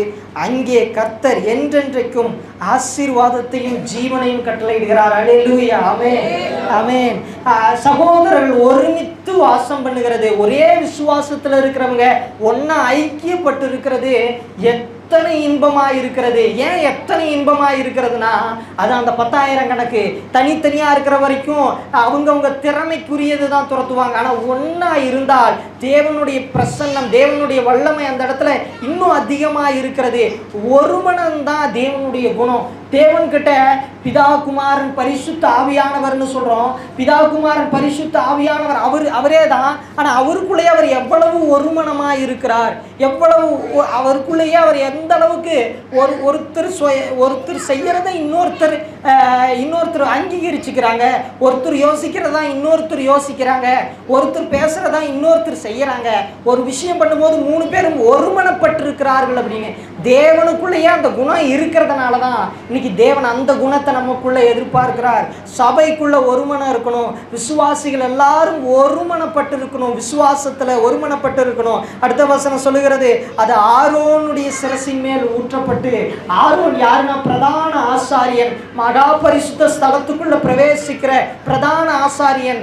அவனை தவிர வேற யாரும் மகா பரிசுத்த ஸ்தலத்துக்குள்ள பிரவேசிக்க முடியாது. அந்த ஆசாரியன் மேல இறங்கின அபிஷேகம், அந்த அபிஷேகம் இருக்கிறவங்க மட்டும்தான் மகா பரிசுத்த ஸ்தலத்துக்குள்ள பிரவேசிக்க முடியும். அப்படியாப்பட்ட அபிஷேகம் எங்க இறங்குதுன்னா 10 பேர் ஒன்னா நின்று இயேசு கிறிஸ்துவின் நாமத்துல ஜெபிக்கிறாங்களே, அந்த இடத்துல ஆரோன் மேல வச்ச அதே அபிஷேகம் அந்த இடத்துல இறங்குது. இன்னும் சொல்லப்படுகிறது எர்மோன் சியோன். இதெல்லாம் இதனுடைய ஆவிக்குரிய அர்த்தங்கள்லாம் இன்னும் ஆராய்ஞ்சிக்கிட்டே போகலாம். எர்மோன் சியோன்கிறது பனிமலை, அதிலிருந்து பனி இறங்கி ஒரே நதி தான் யோர்தான் நதி. அதிலிருந்து பனிமலை இறங்கி அந்த பனிக்கட்டிகள் எல்லாம் உருகி அந்த நதி ஒன்றா பாயும். அந்த தண்ணி தேசம் முழுசுக்கும் ஆசீர்வாதமாக இருக்கும். சகோதரர்கள் ஒருமித்து வாசம் பண்ணுகிறது. தேசம் முழுசும், சபை முழுசும், ஊர் முழுசும், தெரு முழுசும் ஆசீர்வாதமாக இருக்கும். ஒரே விசுவாசம் உள்ள ஒரே சகோதரர்கள் அவர்கள் ஒருமித்து வாசம் பண்ணுகிறது தேசத்துக்கே நன்மையாக இருக்கும். 2 கிறிஸ்தவம் ஒன்றா இருந்து ஜெபம் பண்ணுறது ஒரு ஊருக்கு பெரிய ஆசீர்வாதமாக இருக்கும். அதனால தான் இந்த இடத்துல ஆண்டவர் சொல்லுகிறார், அதோ உன் தாய், அதோ உன் மகன் அப்படின்னு 2 விசுவாசிகளை இணைக்கிறார். 2 விசுவாசிகளை அந்த இடத்துல இணைக்கிறார். அதுவும் சொல்லும்போது சொல்கிறார், அதோ உன் தாய் மகன் அப்படின்னு சொல்லுகிறார். ஒரு உறவை அந்த இடத்துல பலப்படுத்துகிறார். இன்னைக்கு நம்ம சபையில் பெரியப்பா சித்தப்பா அப்படின்னு கூப்பிடுறோம். ஆனால் மற்ற சபைகளில் பெருசாக பிரதர் சிஸ்டர் அப்படின்னு தான் கூப்பிடுறாங்க, ஏதோ அந்த மாதிரி. ஆனால் இங்கே நம்ம சபையில் இருக்கிற சந்தோஷமான விஷயம் என்னென்னா, பெரியம்மா, சித்தி, சித்தப்பா அப்படி இப்படின்லாம் கூப்பிட்றோம், அண்ணன் எல்லாம் கூப்பிட்றோம். இது கர்த்தர் உண்டு பண்ணினது. இதை கர்த்தர் உண்டு பண்ணினார். இதை நம்மளுக்கு ஆசீர்வதித்து தேவன் கொடுத்துருக்கிறார். இந்த சபையை கர்த்தர் மற்ற சபையை விட நம்ம சபையை கர்த்தர் ரொம்ப அதிகமாக நேசிக்கிறார் அப்படின்னு நான் சொல்லுவேன். ஏன்னா இந்த இடத்துல அதுக்குன்னு மற்ற சபையை நேசிக்கல அப்படின்லாம் அர்த்தம் இல்லை, சும்மா சொல்கிறேன். அதாவது நம்ம சபையில் இந்த மாதிரி காரியங்கள்லாம் கர்த்தர் எதிர்பார்க்கிற காரியங்கள் நம்ம சபையில் ஃப்ளூவெண்ட்டாக இருக்குது. அது யாருமே சொல்ல தேவையில்லை. ஃப்ளூவெண்ட்டாக இருக்கிறதுனால நம்மளுடைய சபை கர்த்தர் நேசிக்கிறார். இன்னமும் ஒருமனம் தேவை. இன்னமும் கர்த்தருடைய காரியங்களை செய்கிறதுக்கு ஒருமனம் தேவை. சபையை தான் அந்த இடத்துல கர்த்தர் உருவாக்குகிறார். சபைங்கிறது தேசத்துக்கு ஆசீர்வாதமாக இருக்கிறது. அதனால் இந்த திராட்சை செடியில் இணைக்கப்பட்டிருக்கிற ஒவ்வொருவரும், சபையில் இணைக்கப்பட்டிருக்கிற ஒவ்வொருவரும் விசுவாசத்தில் ஐக்கியப்பட்டிருங்க. நிறைய அந்த விசுவாச ஐக்கியத்தை பிரிக்கிற காரியங்கள் வரும், இன்னும் அதிகமாய் வரும். அதனால் யாரும் எந்த இடத்துலையும் வழி விட்டுறாம எல்லாரும் விசுவாசத்தில் ஐக்கியப்பட்டு இருப்போம். ஏன் அப்படின்னா, நம்ம ஒன்றா இருக்கிறது தான் அடுத்த வரப்போகிற பெரிய ஆசீர்வாதத்துக்கு நம்மை கொண்டு போய் சேர்க்கிறது. நம்ம ஒன்றா இருந்து ஜெபம் பண்ணுறது தான் அடுத்த பெரிய ஆசீர்வாதத்துக்கு நம்மளை கொண்டு போய் சேர்க்கிறது. அதனால் ஒன்றா இருப்போம், விசுவாசத்தில் ஐக்கியப்பட்டிருப்போம், ஜெபத்தில் உறுதியாய் தரித்திருப்போம். கர்த்தர் இந்த வார்த்தைகளை ஆசீர்வதிப்பாராக. ஆமென். கரங்களை தட்டி உற்சாகப்படுத்துவோம். அடுத்ததாக 4வது வார்த்தை, பிதாவே, என் தேவனே, என் தேவனே, ஏன் என்னை கைவிட்டி என்ற வார்த்தையை பகிர்ந்தளிக்க வருகிறார் சிஸ்டர் கோமதி அவர்கள். கரங்களை தட்டி நாம் அவரை வரவேற்போம்.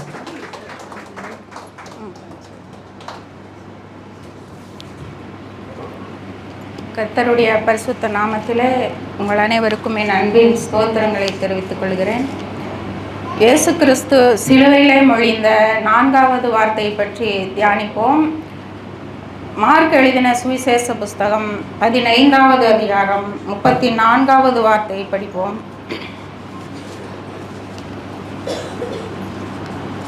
அப்பொழுது பிலாத்து மறுபடியும் அவரை நோக்கி, மார்க் 15வது அதிகாரம் 34. 9 மணி நேரத்திலே இயேசு ஏலோயி ஏலோயி லாமா சபக்தானி என்று மிகுந்த சத்தமிட்டு கூப்பிட்டார். அதற்கு என் தேவனே ஏன் என்னை கைவிட்டீர் என்று அர்த்தமா. இயேசு கிறிஸ்து சிலுவையிலே அடிக்கப்பட்டு தொங்கிக் கொண்டிருக்கும் வேளையிலே மொழிந்த 4வது வார்த்தை இது. இந்த வார்த்தையானது ஒரு அங்கலாய்ப்பின் வார்த்தையாக நாம் பார்க்கிறோம். இயேசு ஏன் அங்கலாய்த்தார்? சிலுவையில் இயேசு பேசிய மற்ற வார்த்தைகளை விட இந்த வார்த்தை மிகவும் வேதனைக்குரிய வார்த்தை. இந்த வார்த்தையானது இயேசு கிறிஸ்து சொல்லும் பொழுது மிகுந்த சத்தமிட்டு சொல்லுகிறதை நாம் பார்க்கிறோம். அந்த வேதனை, அந்த வழி தாங்க முடியாமல் இயேசு கிறிஸ்து கதறுகிறதான வார்த்தையை நாம் பார்க்கிறோம். ஏன் சத்தமிட்டு இந்த வார்த்தையை அவ்வளவு வேதனையோடு சொல்கிறார் என்றால், மற்ற நேரங்களில் இந்த வார்த்தையை இயேசு கிறிஸ்து பயன்படுத்தியதே இல்லை. அவருடைய வாழ்க்கை வரலாற்றை பார்க்கும் பொழுது இயேசு கலங்கியதாக நாம் பார்க்கவே இல்லை. சிலுவையில் அடிக்கப்பட கொண்டு போகப்படும் பொழுது கெத்சமனே தோட்டத்திற்கு சென்று தேவனை நோக்கி ஜெபிக்கிறார். தேவனே, இந்த பாத்திரம் என்னை விட்டு நீங்கும்படி செய்யும், ஆயினும் என்னுடைய சித்தத்தின்படி அல்ல, உம்முடைய சித்தத்தின்படியே இது கடவுது என்று 3 முறை ஜெபிக்கிறார். அப்பொழுது கூட கலங்கி ஜெபத்தில் வைத்துவிட்டு அவர் திரும்பி வந்து சிலுவைக்கு செல்ல தயாராக இருக்கிறார். இயேசு சீசர்களால் கைவிடப்பட்ட பொழுதும் பேதுரு மறுதளிக்கும் பொழுதும் கலங்கியதில்லை. யூதாஸ் காட்டி கொடுக்க போகிறான் என்று இயேசு ஏற்கனவே அறிந்திருந்த போது கூட இயேசு கலங்கினதாக நாம் பார்த்ததில்லை. அதையெல்லாம் அவ்வளோ ஈஸியாக எடுத்துக்கொண்ட இயேசு சிலுவையிலே 3 வார்த்தைகளை பேசிய பிறகு இந்த கதறலை நாம் கேட்க முடிகிறது.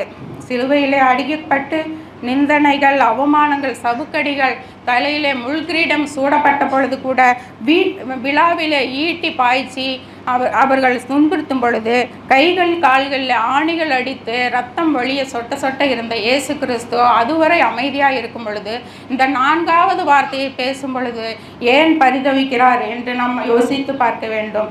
ஏனென்றால் அந்த பிதா இயேசு கிறிஸ்துவை விட்டு விலகும் பொழுது, பிதா தன்னுடைய முகத்தை இயேசு கிறிஸ்துக்கு மறைக்கும் பொழுது இந்த வார்த்தையை சொல்வதாக நாம் பார்க்கிறோம். எப்படி என்றால், முதலாவது இயேசு நம்முடைய பாவங்களுக்காக மரித்தார் என்று நாம் வாசிக்கிறோம். இயேசு ஒரு கன்னியின் வயிற்றிலே பரிசுத்த ஆவியானவரால் கருத்தரித்து பிறந்து இந்த பூமிக்கு நம் பிதா கொடுத்தார். என்னதான் இயேசு மனிதனாக பிறந்திருந்தாலும், ஒரு தேவ குமாரனாக இருந்தாலும், இயேசு மனிதனாகவே இந்த பூமியிலே வாழும் நாட்களிலே 100க்கு 100% மனிதனாகவே வாழ்ந்தார். நாம் சிலுவையில் அடிபட்டால், நாம் இந்த கஷ்டங்களை அனுபவித்தால் என்ன வழி வந்திருக்குமோ அதே வழியை தேவன் அனுபவித்தார்.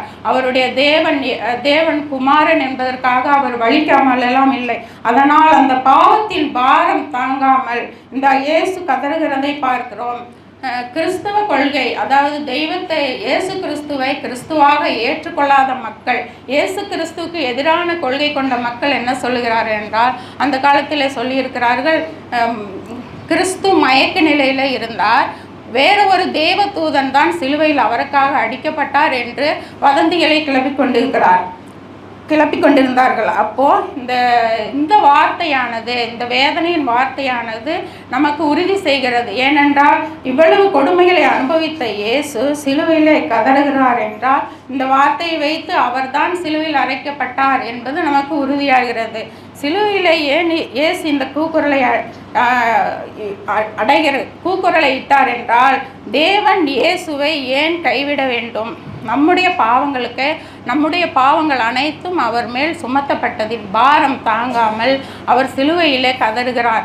ஏனென்றால் தேவன் இயேசு கிறிஸ்துவுக்கு தன்னுடைய முகத்தை மறைக்கும் பொழுது, பிதாவின் பிரசன்னத்தை அவர் உணராத பொழுதுதான் அந்த இயேசு கிறிஸ்து கதற வேண்டிய கட்டாயம் ஏற்பட்டிருக்கிறது.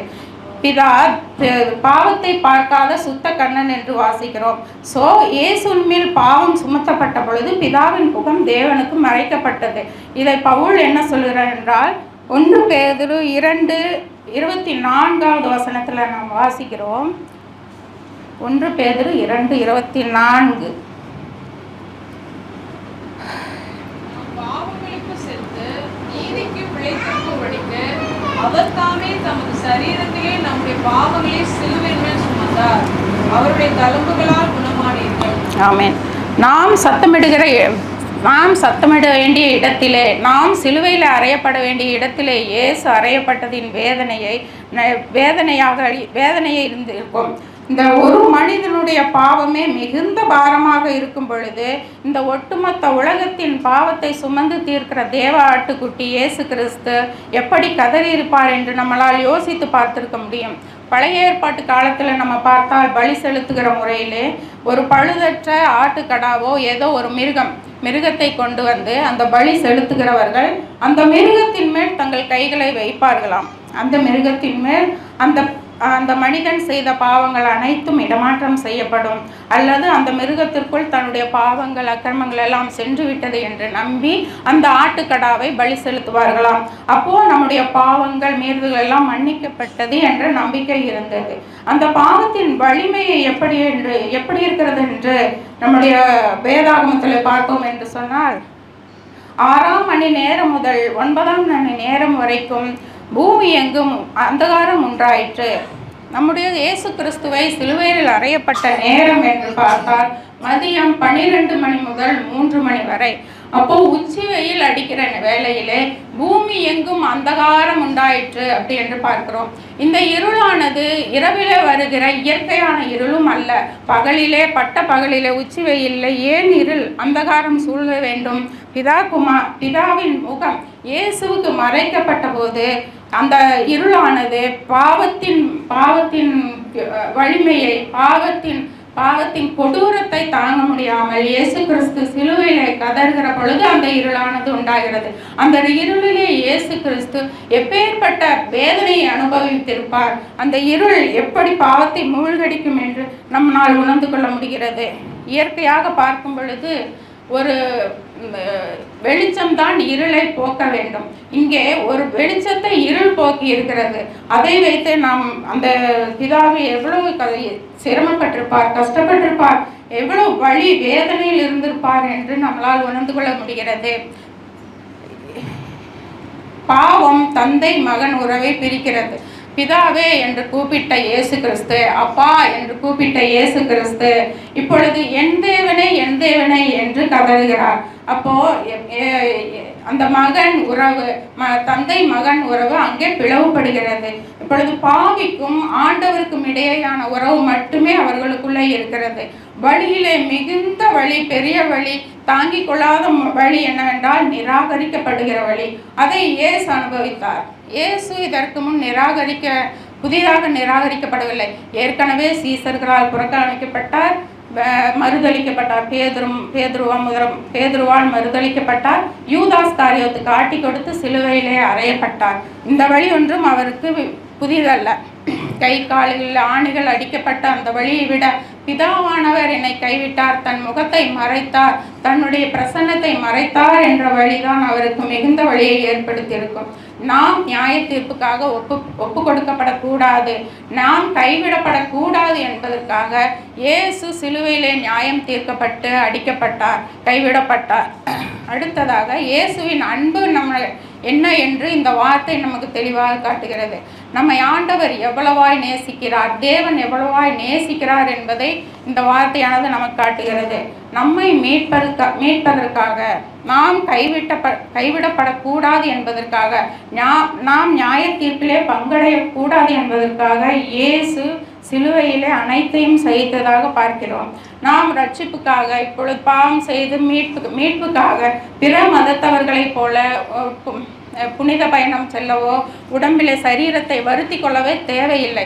ஏனென்றால் இயேசு கிறிஸ்து ஏற்கனவே சிலுவையிலே தன்னுடைய சரீரத்தை ஒப்பு கொடுத்து சகலவற்றையும் நமக்காக செய்து முடித்து மரித்து 3ஆம் நாள் உயிரோடு எழுந்து பிதாவின் இடத்தில் சென்றிருக்கிறார். ஸோ நம்ம எதற்காகவும் நம்ம உடலை வருத்தி கொள்ளாமல் நம்முடைய பிதாவின் இடத்தில், இயேசுவின் இடத்தில் நம்மை ஒப்பு கொடுத்து அவருடைய சித்தத்தின் படி வாழ நம்மை ஒப்பு கொடுக்கும் பொழுது தேவன் நமக்கு உதவி செய்வார். இந்த சிலுவையின் உபதேசம் வருடம் நாம் தியானிக்கிறோம் 7 வார்த்தைகளை.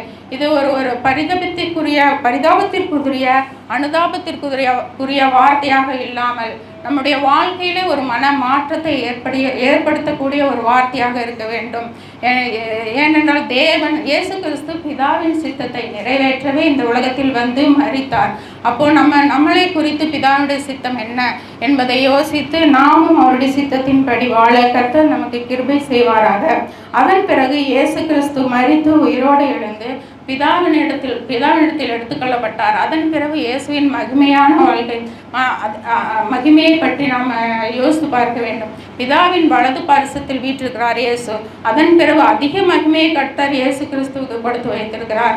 அப்போ அவர் உயிரோடு இருந்து ஊழியம் செய்த நாட்களை காட்டிலும் இப்பொழுது அவர் பிதாவினிடத்தில் இருந்து கொண்டார் செய்கிற அற்புத அதிசயங்கள் ஏராளம். நாம் எப்பொழுது ஜெபம் பண்ணினாலும் ஒவ்வொரு ஜெபத்தின் முடிவிலும் இயேசுவின் மூலம் கேட்கிறோம், எங்கள் ஜீவனுள்ள நல்ல பிதாவே, அப்படிதான் நாம் முடிக்கிறோம். அப்போ நமக்கு என்ன ஆசீர்வாதம் வேண்டும், நம்முடைய வாழ்க்கையில் என்ன தேவை இருந்தாலும் அதை இயேசுவின் மூலமாகத்தான் நம் பிதாவினிடத்தில் கொண்டு செல்ல முடியும். அவ்வளவு மகிமை இயேசுவுக்கு கொடுத்து வைத்திருக்கிறார். அப்போ நம்முடைய வாழ்க்கையில இயேசு கிறிஸ்து பெரிய மாற்றத்தை ஏற்படுத்த கர்த்தர் கிருபை செய்வாராக. நன்றி.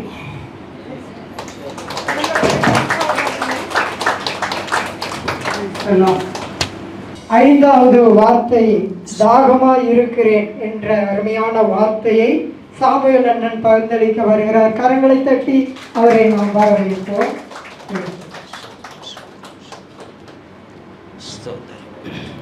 இந்த நாளிலே கூட எனக்கு 5வது வார்த்தையை தாகமாய் இருக்கிறேன் என்று ஆண்டவர் எனக்கு இன்றைக்கு கொடுத்திருக்கிற இந்த வார்த்தைக்காக கோடி சோதரம்.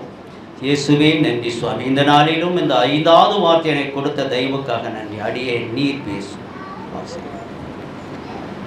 யோவான் 19:28.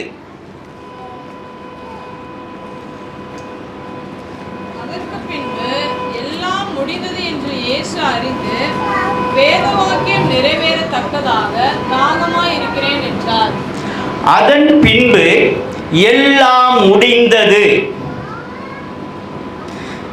என்று இயேசு அறிந்து வேத வாக்கியம் நிறைவேறத்தக்கதாக தாகமாயிருக்கிறேன் என்றார். தாகம், சரீரத்தின் தாகம், ஆத்தும தாகம். இப்போ அதன் பின்பு அப்படின்னு சொன்னா, அதன் பின்பு பிதாவுனுடைய அவர் என்ன சித்தமா ஆண்டவர் இயேசு கிறிஸ்துவ சொன்னாரோ அதை நிறைவேற்றிட்டேன் அப்படின்னு சொல்லி ஆண்டவர் சொல்றாரு. எல்லாம் முடிந்தது, ஆனால் வேத வாக்கியம் நிறைவேறத்தக்க தாகமாயிருக்கிறேன். அப்போ வேத வாக்கியம் நிறைவேறத்தக்கதாய் அப்படின்னு சொன்னா, இன்னும் வேத வாக்கியம் நிறைவேற்றுவதற்காக நாம் இருக்கிறோம். யோவான் 7:55 பாருங்க.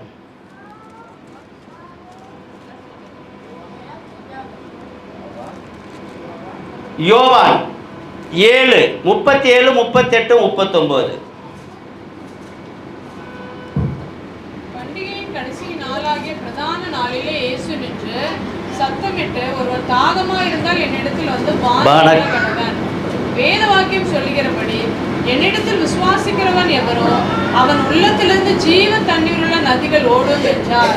தம்மை விசுவாசிக்கிறவர்கள் அடைய போகிற ஆவியை குறித்து இப்படி சொன்னார். இயேசு இன்னும் மகிமைப்படாதிருந்தபடியினால் பரிசுத்த ஆவி இன்னும் அருளப்படவில்லை. ஆமென். பண்டிகையின் கடைசி நாளாகிய இந்த நாள் வந்து பண்டிகை நாள். இந்த நாள் வந்து நமக்கு பண்டிகை நாள். பிரதான நாளிலே இயேசு நின்று சத்தமிட்டு கூப்பிடுறாரு. சத்தமிட்டு, சகோதரியே, சகோதரனே, என்ன சாமுவேலேன்னு சத்தமிட்டு என்னை கூப்பிடுகிறார். அப்போ ஒவ்வொருவரையும் சத்தமிட்டு, ஒருவன் தாகமாயிருந்தால் என்னிடத்தில் வந்து பானம் பண்ண கடவன். யார் தாகமாய் இருக்கிறார்களோ அவர்கள் சத்தமிட்டு என்னையும் உங்களையும் கூப்பிடுறாரு. தாகமாயிருந்தால் என்னிடத்தில் வாருங்கள். அப்போ தாகம் என்றால் என்ன? சரீரத்தின் தாகம். நமக்கு எவ்வளவோ பாடுகள், துன்பங்கள், வேதனைகள், சில பக்கத்தில் பிரச்சனைகள், எவ்வளோ வியாதியினால் எவ்வளவோ இருக்கு. இதெல்லாம் நம்முடைய சரீரத்தின் தாகம். நமக்கு எவ்வளவோ பிரச்சனைகள் எல்லாம் இருக்கு, பாடுகள் எல்லாம் இருக்கு, துன்பங்கள் இருக்கு, எவ்வளவோ இருக்கு. ஆண்டவர் என்ன சொல்றாருன்னா, சரீரத்தின் தாகம், தாகமாயிரும் என்னிடத்தில் ஓடி வாருங்கள் என்று சொல்லுகிறார். வேத வாக்கியம் சொல்லுகிறபடி என்னிடத்தில் விசுவாசிக்கிறவன் எவனோ அவன் உள்ளத்தில் ஜீவ தண்ணீர் நதிகள் ஓடும் என்றார். ஜீவ தண்ணீர் என்ற பரிசுத்த ஆவி நதியை போல ஓடுங்கிறார். விசுவாசம், அப்ப என்ன பண்றாருன்னா, விசுவாசம் இருக்கிறவன் எவனோ அவன் உள்ளத்திலிருந்து ஜீவ தண்ணீர். அப்போ நம்ம ஆண்டவரிடத்தில் விசுவாசமா இருக்க வேண்டும், விசுவாசமா கேட்க வேண்டும்.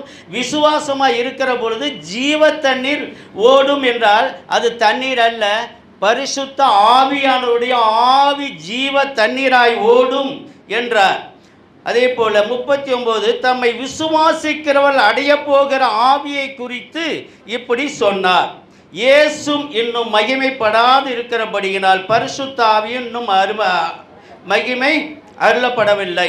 அப்போ நம்மை விசுவாசிக்கிறவர்கள் அடைய போகிற ஆவியை குறித்து நாம் எப்படி ஆவியை குறித்து விசுவாசிக்க வேண்டும்?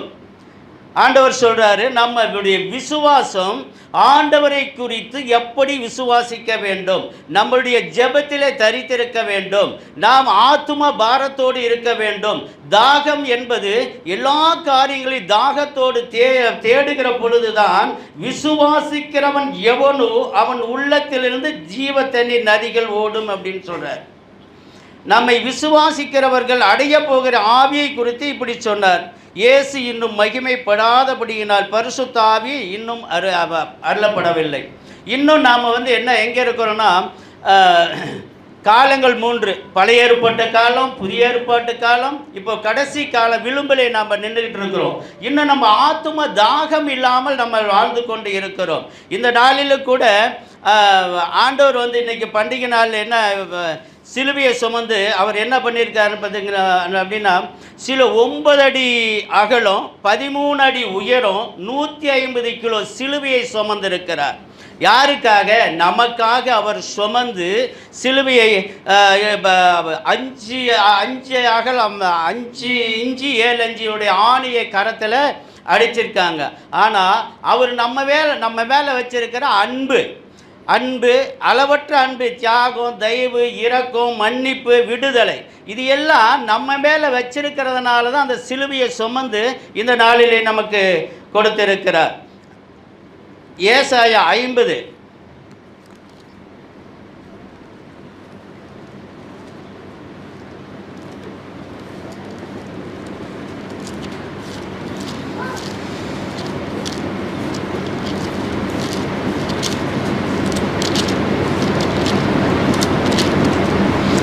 ஏசாயா 55:1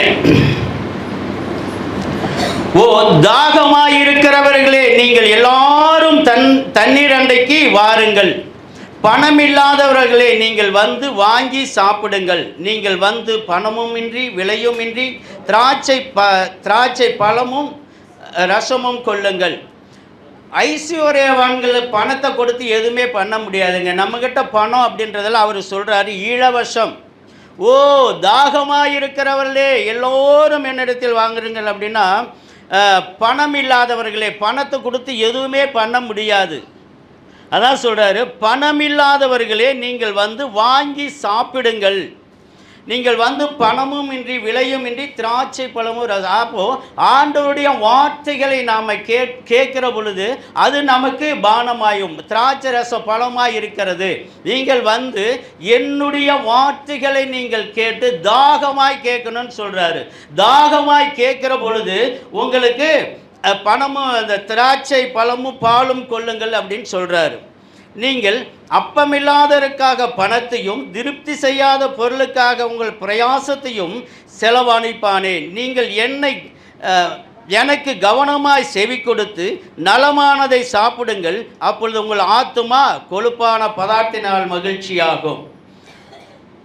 அப்பமில்லாத பணத்தையும் திருப்தி செய்யாத நம்ம பணத்தினால என்னதான் பண்ணினாலும் திருப்தி நமக்கு கிடைக்காதுங்க. எவ்வளவு தான் பணம் இருந்து என்ன தான் செஞ்சாலும், நீங்கள் எதை தான் வாங்கி மாட்டினாலும், என்ன தான் செஞ்சாலும், மாடி வீட்டில் இருந்தாலும் நமக்கு என்ன இருக்காது,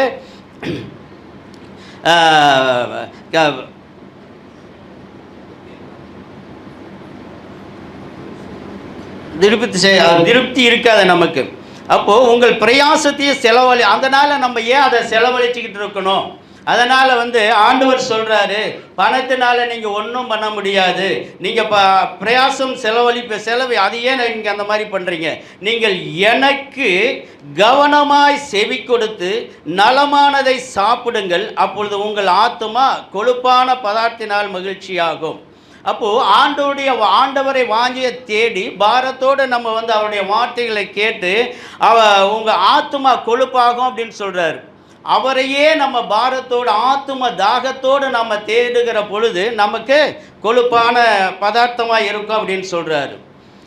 உங்கள் செவியை சாய்த்து என்னிடத்தில் வாருங்கள், கேளுங்கள், அப்பொழுது உங்கள் ஆத்துமா பிழைக்கும்.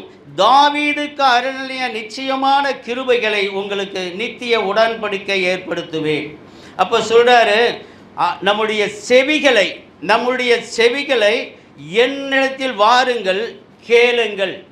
அப்பொழுது வாயை விட்டு நம்ம ஆண்டவரத்தை கேட்குற பொழுது, காதை ஆண்டவருடைய வார்த்தைக்கு கொடுக்கிற பொழுது ஆத்துமா பிழைக்கும் அப்படின்னு சொல்கிறார். ஆத்துமா பிழைக்கும். அதனால் நம்முடைய வார்த்தையினால் ஆண்டவருடைய வார்த்தையை நம்ம கேட்குற பொழுது ஆத்துமா பிழைக்கும். அதாவது தாவீதுக்கு அருளின நிச்சயமான கிருபைகளை உங்களுக்கு நித்திய உடன்படிக்கை ஏற்படுத்துவேன். அதாவது அவர் என்ன சொல்கிறாருன்னா, தாவீதுக்கு அருளின நித்திய உடன்படிக்கை, தாவீதுக்கு என்ன செய்தாரோ அதையே நமக்கு ஆண்டவர் தருவேன் அப்படின்னு சொல்கிறாரு. ஆனால் தாகம் என்பது ஆத்தும தாகம், சரீரத்தின் தாகம்.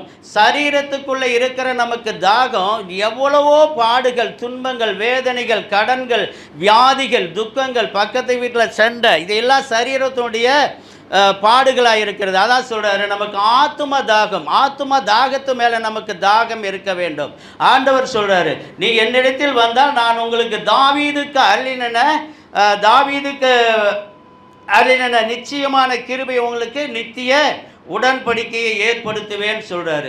அப்போது நம்ம இனிமேலும் எப்படி இருக்கணும்னா, ஆத்தும தாகத்தோடு நம்ம இந்த ஓசன்னாவிலே இன்னும் இது போதாது, இன்னும் ஆத்தும தாகம் நமக்கு வேணும்னு சொல்லி நம்ம இன்னும் வாஞ்சியாக ஜெபிக்கிறவர்களாய் மாற வேண்டும். நம்ம அதிகமாக ஜெபிக்கிறவர்களாக இந்த ஓசன்னாவிலே நம்ம ஜெபிக்கிறவர்களாகவும் ஒன்று கூடி நம்ம சுவிசேஷ அறிவிக்கிறவர்களாகவும் நம்ம இருக்கணும்னு சொல்லி ஆண்டவர் இந்த வார்த்தையை கொடுத்த தயவுக்காக நன்றி. இயேசு கிறிஸ்து. கரங்களை தட்டி உற்சாகப்படுத்துவோம். ஹல்லேலூயா. அடுத்தபடியாக எல்லாம் முடிந்தது என்ற வார்த்தையை பகிர்ந்தளிக்க வருகிறார் சகோதரி பென்சி டேனி அவர்களை நாம் கரங்களை தட்டி வரவேற்போம். நன்றி.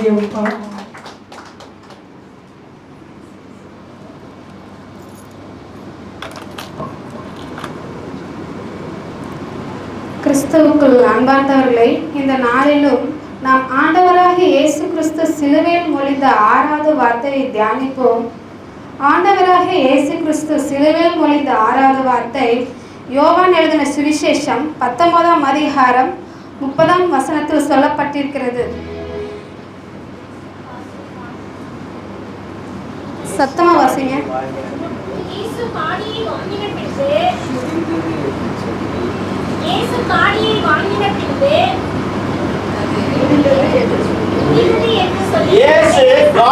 வாங்கின பின்பு முடிந்தது என்று சொல்லி தலையை சாய்த்து ஆவியை ஒப்பு கொடுத்தார். இயேசு காடியை வாங்கின பின்பு முடிந்தது என்று சொல்லி தலையை சாய்த்து ஆவியை ஒப்பு கொடுத்தார். ஆண்டவராக இயேசு கிறிஸ்து சிலுவையில் மொழிந்த 6வது வார்த்தை முடிந்தது என்பது ஒரு சொல் வார்த்தையாகும். ஆனால் இயேசுவின் ஊழியம் முழுவதும் இந்த ஒற்றை வார்த்தையில் திரட்டப்பட்டுள்ளது. இயேசுவின் மனநிறைவு, நிம்மதி பெருமூச்சு இந்த வார்த்தையில் எதிரொலிக்கிறது. இயேசு எல்லாம் நிறைவேறினது என்று அறிந்து முடிந்தது என்று வெற்றி முழக்கம் விடுகிறார். எனவே இது தோல்வியில் வெளிப்பட்ட வார்த்தை அல்ல, இது வெற்றியின் கொண்டாட்டத்தில் வெளிப்பட்ட வார்த்தையாகும். இது வேதனையின் வார்த்தை அல்ல, மகிழ்ச்சியின் வார்த்தை. எனவே இது வெற்றியின் முழக்கமே ஒழிய வேதனையின் வெளிப்பாடு அல்ல. இந்த வெற்றியின் முழக்கம் இயேசுவின் வாழ்க்கையை குறித்து நமக்கு கற்றுத்தருகின்றது. முதலாவது முடிந்தது என்ற 6வது வார்த்தை இயேசுவின் சரீர பாடுகளை குறிக்கிறது. இயேசுவின் உலக வாழ்க்கையின் போது அவருக்கு நிறைய துன்பங்கள், கஷ்டங்கள், பாடுகள், உபத்திரவங்கள் அவரை பின்தொடர்ந்து கொண்டே வந்து கொண்டிருந்தது. பரிசேயர், சதிசேயர் அனைவரும் இயேசுவை கொலை செய்ய வகை தேடி நினைத்தார்கள். அவரோடு கூட இருந்த சீஷர்களும் இயேசுவை காட்டி கொடுத்தும் மறுதளித்தும் இருந்தார்கள். சிலுவையில் தொங்கிக் கொண்டிருக்கும் பொழுது இயேசுவுக்கு சரீர வேதனைகள், தலையில் முள்கிரீடம், 2 கைகளில் ஆணிகளால் பாய்ந்த, இப்படி தன் வாழ்நாள் முழுவதும் பாடுகளை அனுபவித்தார் இயேசு. இயேசு தேவகுமாரன் என்று இருந்தாலும் இந்த உலகத்தில் அவர் சாதாரண மனிதராக வாழ்ந்தார் என்று எல்லோரும் நமக்கு தெரிந்தது ஒன்றாகும். எந்த ஒரு சாதாரண மனிதன் பாடுபடுவதைப் போலவே இயேசுவும் சிலுவையில் பாடுபட்டார். நாம் சிலுவையில் என்னென்ன வேதனைகளை அனுபவிப்போமோ அதைத்தான் இயேசுவும் சிலுவையில் அனுபவித்தார். அப்படிப்பட்ட துன்பங்களை எல்லாம் முடிவுக்கு வந்துவிட்டது என்பதை வெளிப்படுத்துகிறது. இனி யாரும் இயேசுவை சாட்டையால் அடிக்க முடியாது. இனி யாரும் அவருக்கு முற்கிரீடம் சூட்ட முடியாது. இனி யாரும் அவரை ஆணையால் காயப்படுத்த முடியாது. சிலுவையின் சாபத்தை அவர் இனி அனுபவிக்க முடியாது. தேவன் அவரை கைவிட மாட்டார். தன் துயரங்கள் அனைத்தும் முடிவுக்கு வந்தது என்று நினைத்து எல்லாம் முடிந்தது என்ற மகிழ்ச்சியில் சொல்வது போல இயேசு தன் சரீர பாடுகள் முடிவுக்கு வந்ததை நினைத்து முடிந்தது என்று வெற்றி முழக்கமிடுகிறார். அவர் யாருக்காக பாடுபட்டார்? அவர் பட்ட பாடுகள் என்னங்கிறத பார்க்கலாம். ஏசாயா 53ஆம் அதிகாரம் 3ஆம் வசனத்துல அவர் அசட்டை பண்ணப்பட்டவரும், மனுஷரால் புறக்கணிக்கப்பட்டவரும், துக்கம் நிறைந்தவரும், பாடு அனுபவிக்கிறமாய் இருந்தார். இயேசு சிலுவையில் நம்மளுடைய பாடுகள், துக்கங்கள், வியாதிகள், வேதனைகள், நம்மளுடைய பாவங்கள், பாவத்தினால் வரப்போகிற தண்டனைகள், நெருக்கடியான காரியங்கள், முன்பு செய்த பாவியங்கள் எல்லாமே சிலுவையில் மன்னித்தார். இயேசு நம்முடைய பாவத்திற்காகவும், நம்முடைய பாடுகளுக்காகவும், சரீர வேதனைகளுக்காகவும், நோய்களுக்காகவும், சாபக்கட்டுகளுக்காகவும் இயேசு சிலுவையில் நமக்காக சாபமானார் என்று பவுல் எழுதியிருக்கிறார். அதே ஏசாயா 53ஆம் அதிகாரம் 4ஆம் வசனத்துல மெய்யாகவே அவர் நம்முடைய பாடுகளை ஏற்றுக்கொண்டார், நம்முடைய துக்கங்களை சுமந்தார். சிலுவை என்றால் அவர் ஏற்றுக்கொண்டார். நம்முடைய பாடுகள், வேதனைகள், நம்முடைய பாவத்தினுடைய சம்பளமாகிய மரணத்தை சிலுவையில் ஏற்றுக்கொண்டார். இது தேவ திட்டமாய் இருக்கிறது. இயேசு நம்முடைய பாடுகளை ஏற்றுக்கொண்டு முடிந்தது என்று சொல்லி ஆவியை ஒப்பு கொடுத்தார். இரண்டாவதாக, முடிந்தது என்ற வார்த்தை இயேசுவின் ஊழியத்தின் நிறைவை வெளிப்படுத்துகிறது. தேவன் இயேசுவுக்கு இந்த 3 வருடத்தின் காலத்தில் என்னென்ன திட்டத்தை கொடுத்திருந்தாரோ அதையெல்லாம் நிறைவேறினது என்று சொல்லி தன் தலையை சாய்த்து ஆவியை தேவனுடைய கரத்தில் ஒப்பு கொடுத்து அவர் நிறைவேற்றினார். இயேசு பிதாவோட திட்டத்தையும் பிதாவோட சித்தத்தை நிறைவேற்றினதுனால நாம் அனைவரும் ஆலயத்துக்கு அவரை துதித்து பாடி ஆராதனை செய்து தேவன் வைத்திருக்கிற ஆசீர்வாதத்தை சுதந்திர கொள்ள தேவன் கிருபை பாராட்டினார். வேதத்தில் தேவன் எதையெல்லாம் முடித்து வைத்தார் என்றால், இயேசு கிறிஸ்து ஊழியம் செய்யும் பொழுது ஆழமான சத்தியத்தை எல்லாம் போதித்தார். என்னெல்லாம் சத்தியம்னா, நானே வழியும் சத்தியம் ஜீவனுமா இருக்கிறேன், என்னை அறிந்தவன் என் பிதாவை அறிந்திருக்கிறான், என்னை அல்லாமல் ஒருவரும் பிதாவை அறிந்து கொள்ள முடியாது என்ற ஆழமான சத்தியத்தை அவர் போதிச்சனால இயேசு இந்த மாதிரி மனிதருடைய உள்ளத்தில் ஆழமான சத்தியம் பாய்ந்துச்சு. அப்படி ஆழமான சத்தியத்தை பாய்ந்தனால எல்லா ஜனங்களும் அவருக்கு பின் தொடர்ந்து வந்தாங்க. எனவே நம்முடைய வாழ்க்கையிலையும் தேவ அநேக காரியங்களை முடிக்க திட்டமிடுகிறார். பிதா இயேசுவுக்கு கொடுத்த திட்டத்தை முடித்தது போல நாமும் தேவ திட்டத்தை நிறைவேற்றவர்களாக இருக்க வேண்டும். தேவன் இந்த வார்த்தைகளை ஆசீர்வதிப்பாராக. கண்களை மூடி ஜெபிப்போம். அவர் போல் பேசிட நாவு இல்லை, அவர் போல் அழிந்திட காலம் இல்லை, அவர் போல் பேசிட நாவு இல்லை, அவர் போல் அழிந்திட கால்கள் இல்லை. எண்ணில் அடங்கா மாந்த சத்தம் உந்தன் செவியில் துணிக்கலையோ, எண்ணில் அடங்கா மாந்த சத்தம் உந்தன் செவிதனில் துணிக்கலையோ. விளைந்த பலனை அறுப்பாரில்லை, விளைவின் பலன் பாடிடுதே. அறுவடை மிகுதி ஆளோ இல்லை, அன்றோ மனிதர் அழிகின்றரே. அன்பின் பரலோக பிதாவே, இந்த வேலைக்காக நன்றி செலுத்துகிறோம், ஸ்தோத்திரம் செலுத்துகிறோம். இந்த 6வது வார்த்தையை தியானிக்க நீர் எனக்கு கொடுத்த கிருபைக்காக நன்றி செலுத்துகிறேன். அப்பா ஸ்தோத்திரம். சிலுவையில் நீர் எங்களுக்காக பட்ட பாடுகளை நினைவு கூறும் இந்நாளிலே உம்முடைய திட்டத்தை நிறைவேற்ற உதவி செய்ய வேண்டுமா ஜெபிக்கிறேன். எங்களோடு இடைப்பட வேண்டுமா ஜெபிக்கிறேன். இயேசுவின் நாமத்தினால கேட்கிறோம் எங்கள் பரமபிதாவே, ஆமென். கரங்களை தட்டி உற்சாகப்படுத்துவோம். அடுத்தபடியாய் 7வதாக நிறைவு வார்த்தையாக, பிதாவே உம்முடைய கைகளில் என் ஆவியை ஒப்பு கொடுக்கிறேன் என்ற அந்த நிறைவு வார்த்தையை முழு நிறைவோடு சொல்ல வருகிறார் ஆபிரகாம் ஐயா. கரங்களை தட்டி அவரை வரவேற்போம்.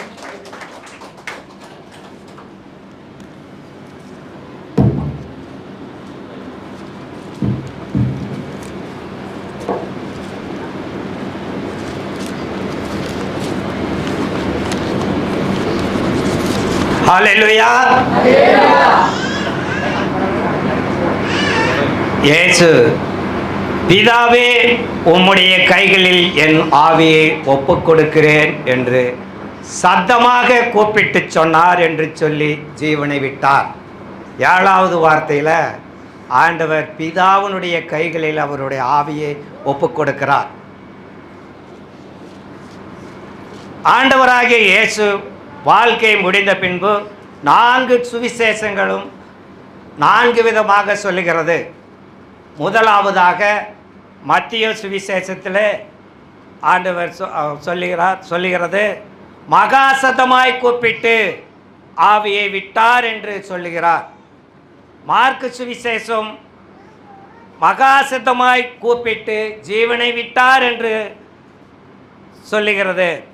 லூக்கா சுவிசேஷம் பிதாவே உம்முடைய கைகளில் என்னுடைய ஆவியை ஒப்புக் கொடுக்கிறேன் என்று லூக்கா சுவிசேஷம் சொல்லுகிறது. யோவான் நற்செய்தியாளர் முடிந்தது என்று சொல்லி தலையை சாய்த்து ஆவியை ஒப்புக் கொடுத்தார் என்று சொல்லுகிறது. 4 சுவிசேஷங்களும் இயேசுவானவர் தன்னுடைய ஆவியை தந்த பிதாவினிடத்தில் ஒப்புக் கொடுக்கிறதை நாம் காண்கிறோம். முதலாம் வார்த்தை மன்னிப்பின் செய்தியாக நாம் பார்க்கிறோம். பிதாவே இவர்களுக்கு மன்னியும் என்று வேண்டுதல் செய்கிறார்.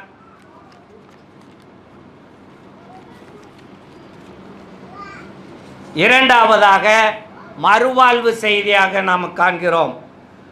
இன்றைக்கு கூட என்னோடு கூட பரதேசில் இருப்பாய் என்று கள்ளனுக்கு மறுவாழ்வு கொடுத்திருக்கிறார். மறுவாழ்வு செய்தி. மூன்றாவதாக மாற்று பிறவியின் செய்தி. இயேசுவானவர் சிலுவையில் தொங்கிக் கொண்டு தூரமாய் நின்று கொண்டிருந்த தன் தாயாரை பார்த்து ஸ்திரியே அதோ உன் மகன் என்றும், அந்த யோவானை பார்த்து இதோ உன் தாய் என்றும் மாற்று உறவினை ஏற்படுத்துகிறார். நான்காவதாக மன்றாட்டின் செய்தி.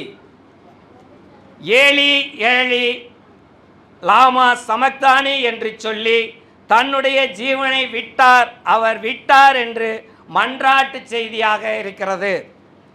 ஐந்தாவதாக மனம் மலர்ந்தவரின் செய்தியாக பார்க்கிறோம். அதன் பின்பு எல்லாம் முடிந்தது என்று சொல்லி சந்தோஷமாக மலர்ச்சியோடு அந்த வார்த்தை சொல்லுகிறார். வேதம் நிறைவேறத்தக்கதாக தாகமாயிருக்கிறேன் என்று சொல்லி வேதத்தை நிறைவை நினைவு கூறி அதை சொல்லுகிறதை நாம் பார்க்கிறோம். ஆறாவதாக அது ஒரு மாட்சிமின் செய்தி. இயேசு காடியை வாங்கின பின்பு தலையை சாய்த்து ஜீவனை விட்டார் என்று காண்கிறோம். ஏழாம் வார்த்தை ஒரு மறுமையின் செய்தியாக இருக்கிறது. பிதாவே உம்மிடத்தில் ஆவியை ஒப்புக் கொடுக்கிறேன் என்று சொல்லும்போது அது ஒரு புது வாழ்க்கைக்கு அழைத்து செல்லுகிறது. 6 வசனங்களும் 6ஆம் வசனம் முடிந்தது என்று சொல்லி அவருடைய உலக வாழ்க்கையை முடிக்கிறது. 7ஆம் வார்த்தை அவருடைய மரணத்தை சந்தித்ததிலும் அதிலிருந்து புது வாழ்வு மறுவாழ்வு உண்டாவதாக நாம் பார்க்கிறோம். மறுமையின் செய்தி அதிலே கிடைக்கிறதை பார்க்கிறோம். இந்த இயேசுவானவர் தன்னுடைய ஆவியை எதற்காக தன்னுடைய ஆவியை கொடுக்கிறார் என்பதை பவுலடியார் தன்னுடைய நிருபங்களிலே 4 வித்தியாசமாக ஒப்பு கொடுத்ததை பற்றி சொல்லுகிறார். முதலாவதாக கலாத்தியர் 1:4 நம்முடைய பாவங்களுக்காக முதலாவது எதுக்காக ஒப்பு கொடுத்தார்? நம்முடைய பாவங்களுக்காக தம்மைத்தாமே ஒப்பு கொடுத்தார் என்று கலாத்தியர் 1:4 சொல்லப்பட்டிருக்கு. இதற்காக தன்னுடைய ஜீவனை ஒப்பு கொடுத்தார் நம்முடைய பாவங்களுக்காகவும். இரண்டாவதாக கலாத்தியர் 2:20 தம்மைத்தாமே அவர் எனக்காக ஒப்பு கொடுத்து அதன் மூலமாக நான் அவருக்காக வாழும்படியாக தன்னுடைய வாழ்க்கை ஜீவனை ஒப்பு கொடுத்தார். மூன்றாவதாக எபேசியர் 5:2 நம்மில் அன்பு கூர்ந்தது போல அவர் பழியாக ஒப்பு கொடுத்தார். அவருடைய அன்பு அதிகமாய் நம்மிடத்தில் இருப்பதினாலே தன்னை பிதாவினிடத்தில் ஒப்பு கொடுத்தார். நான்காவதாக தீத்து 2:14 நற்கிரிகை செய்யவும் பக்தி வைராக்கியம் உள்ளவராகவும் நம்மை சுத்திகரிக்கும்படி தன்னிடத்திலே ஒப்பு கொடுத்தார் என்று பவுலடியார் சொல்லப்பட்டிருக்கிறார். ஆகிய நாளிலே ஆண்டவர் ஒப்பு கொடுத்திருந்த அந்த அனுபவம் 4 வித்தியாசமான காரியங்களை ஒப்பு கொடுக்கிறதை நாம் பார்க்கிறோம். 7ஆம் வார்த்தையானது மரண நேரத்தில் அவர் கடைசி நேரத்தில் அவர் ஜெபம் செய்து அவருடைய ஜெபம் இது ஒரு சிறு ஜெபம் வாழ்க்கையிலே முழுவதும் அவர் ஜெபம் செய்கிறவராய் இருந்தார் என்பது வேதம் சொல்லுகிறது.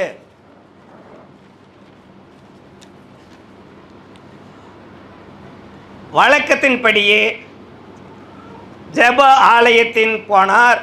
தம்முடைய வழக்கத்தின்படியே வேதத்தை வாசித்தார். தம்முடைய வழக்கத்தின்படியே அவர் ஜெபம் செய்தார். அதிகாலையில் இருந்து அதிக இருளோடு அவர் வெளியே சென்று தன்னந்தனியாக ஜெபித்து எல்லாம் பார்க்கிறோம் நாம். ஆகிய நாளிலே வாழ்நாள் முழுவதும் ஜெபித்து கொண்டே இருந்தார் என்று ஆண்டவர் தன்னுடைய மரண நேரத்திலும் ஒரு ஜெபத்தை ஏறெடுக்கிறார். இது முக்கியமாக ஒரு அனுபவம்.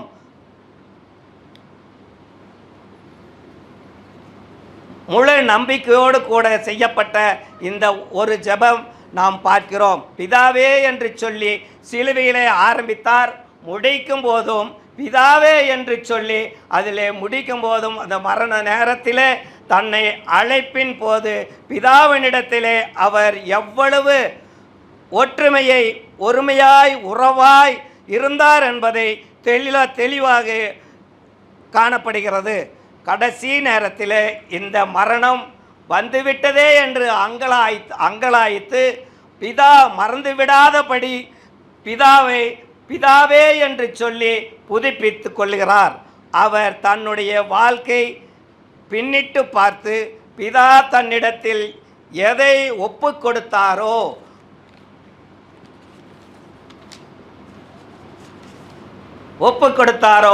அந்த செய்தி முடிந்து நம்பிக்கையோடு கூட செய்த ஜெபத்தை நாம் பார்க்கிறோம். இந்த ஜெபம் வேதத்திலிருந்து எடுக்கப்பட்ட ஜெபம். சங்கீதம் 31 சங்கீதத்திலிருந்து எடுக்கப்பட்ட ஜெபம். முதல் இரத்த சாட்சியாக மரித்த ஸ்தேவானை கூட நாம் பார்க்கிறோம். ஸ்தேவான் கல்லெறியப்பட்டு கொல்லும்போது அவன் பிதாவே என் ஆவியை உன் கைகளில் ஒப்புவிக்கிறேன் என்று சொன்ன அந்த ஸ்தேவானின் இறப்பை கூட நாம் இந்த நேரத்தில் காண்கிறோம்.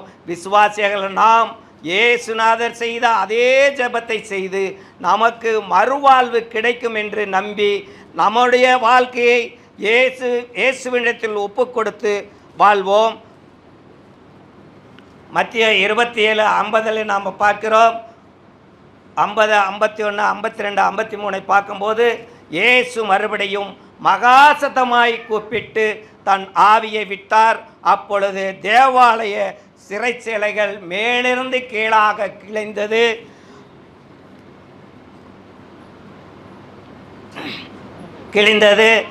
முதல் நீதியின் கிரீடம்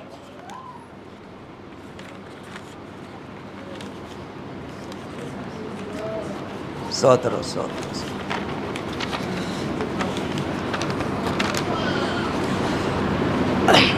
இப்பொழுது தேவாலயத்தின் திரைச்சேலை மேல் தொடங்கி கீழாக 2ஆக கிழிந்து பூமியும் அதிர்ந்தது, கண்மலைகளும் பிளந்தது, கல்லறைகளும் திறந்தது. நித்திரை அடைந்தவராய் அநேக பரிசுத்தவான்கள் சரீரங்களும் எழுந்திருந்தது. அந்த உயிர்த்தெழுதின பின்பு இவர்கள் கல்லறைகள் விட்டு புறப்பட்டு பரிசுத்த நகரத்தில் பிரவேசித்து அநேகர்களுக்கு காணப்பட்டார் என்று நாம் வேதத்திலே காண்கிறோம். திறப்பின்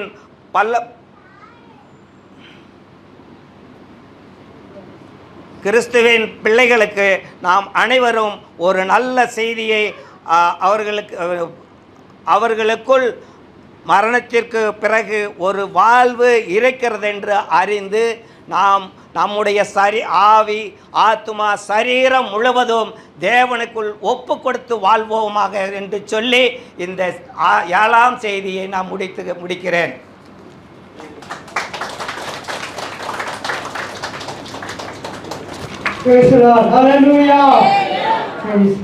பிதாவே, உம்முடைய கைகளில் என் ஆவியை ஒப்பு கொடுக்கிறேன். ஆரம்பத்தில் 1வது வார்த்தையில் பார்த்தோம், பிதாவே இவர்களை மன்னியும் என்று ஜெபத்தோடு ஆரம்பித்தார். இறுதியில நிறைவிலே அவர் ஜெபத்தோடு முடிக்கிறார். அல்லேலூயா, அல்லேலூயா. அவர் சொல்லும்போது ஒரு காரியத்தை சொன்னார், கவனிச்சீங்கன்னா, அவர் தமது வழக்கத்தின்படியே தேவாலயத்துக்கு போனார். அவர் தமது வழக்கத்தின்படியே ஜெபம் பண்ண தனிமையாய் போனார். அவர் தமது வழக்கத்தின்படியே வேதத்தை வாசித்தார் என்று சொல்லி. அல்லேலூயா, அல்லேலூயா. ஜெபம் ரொம்ப முக்கியங்க. ஆமென்.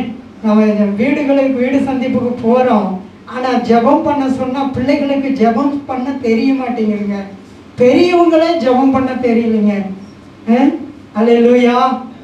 ஜெபம் தேவை. ஆண்டவர் ஜெபத்திலே ஆரம்பித்தார், ஜெபத்திலே முடித்தார்.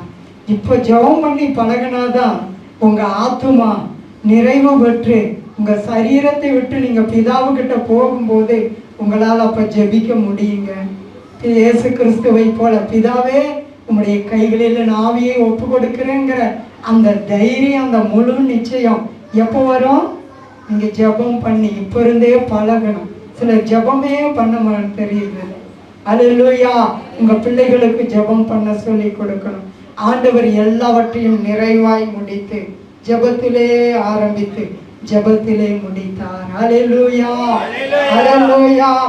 இந்த வார்த்தைகள் 7 வார்த்தைகளிலும் 7 ஒரு மனிதன் ரட்சிக்கப்பட்டு ஒரு மனிதன் ஆலயத்துக்கு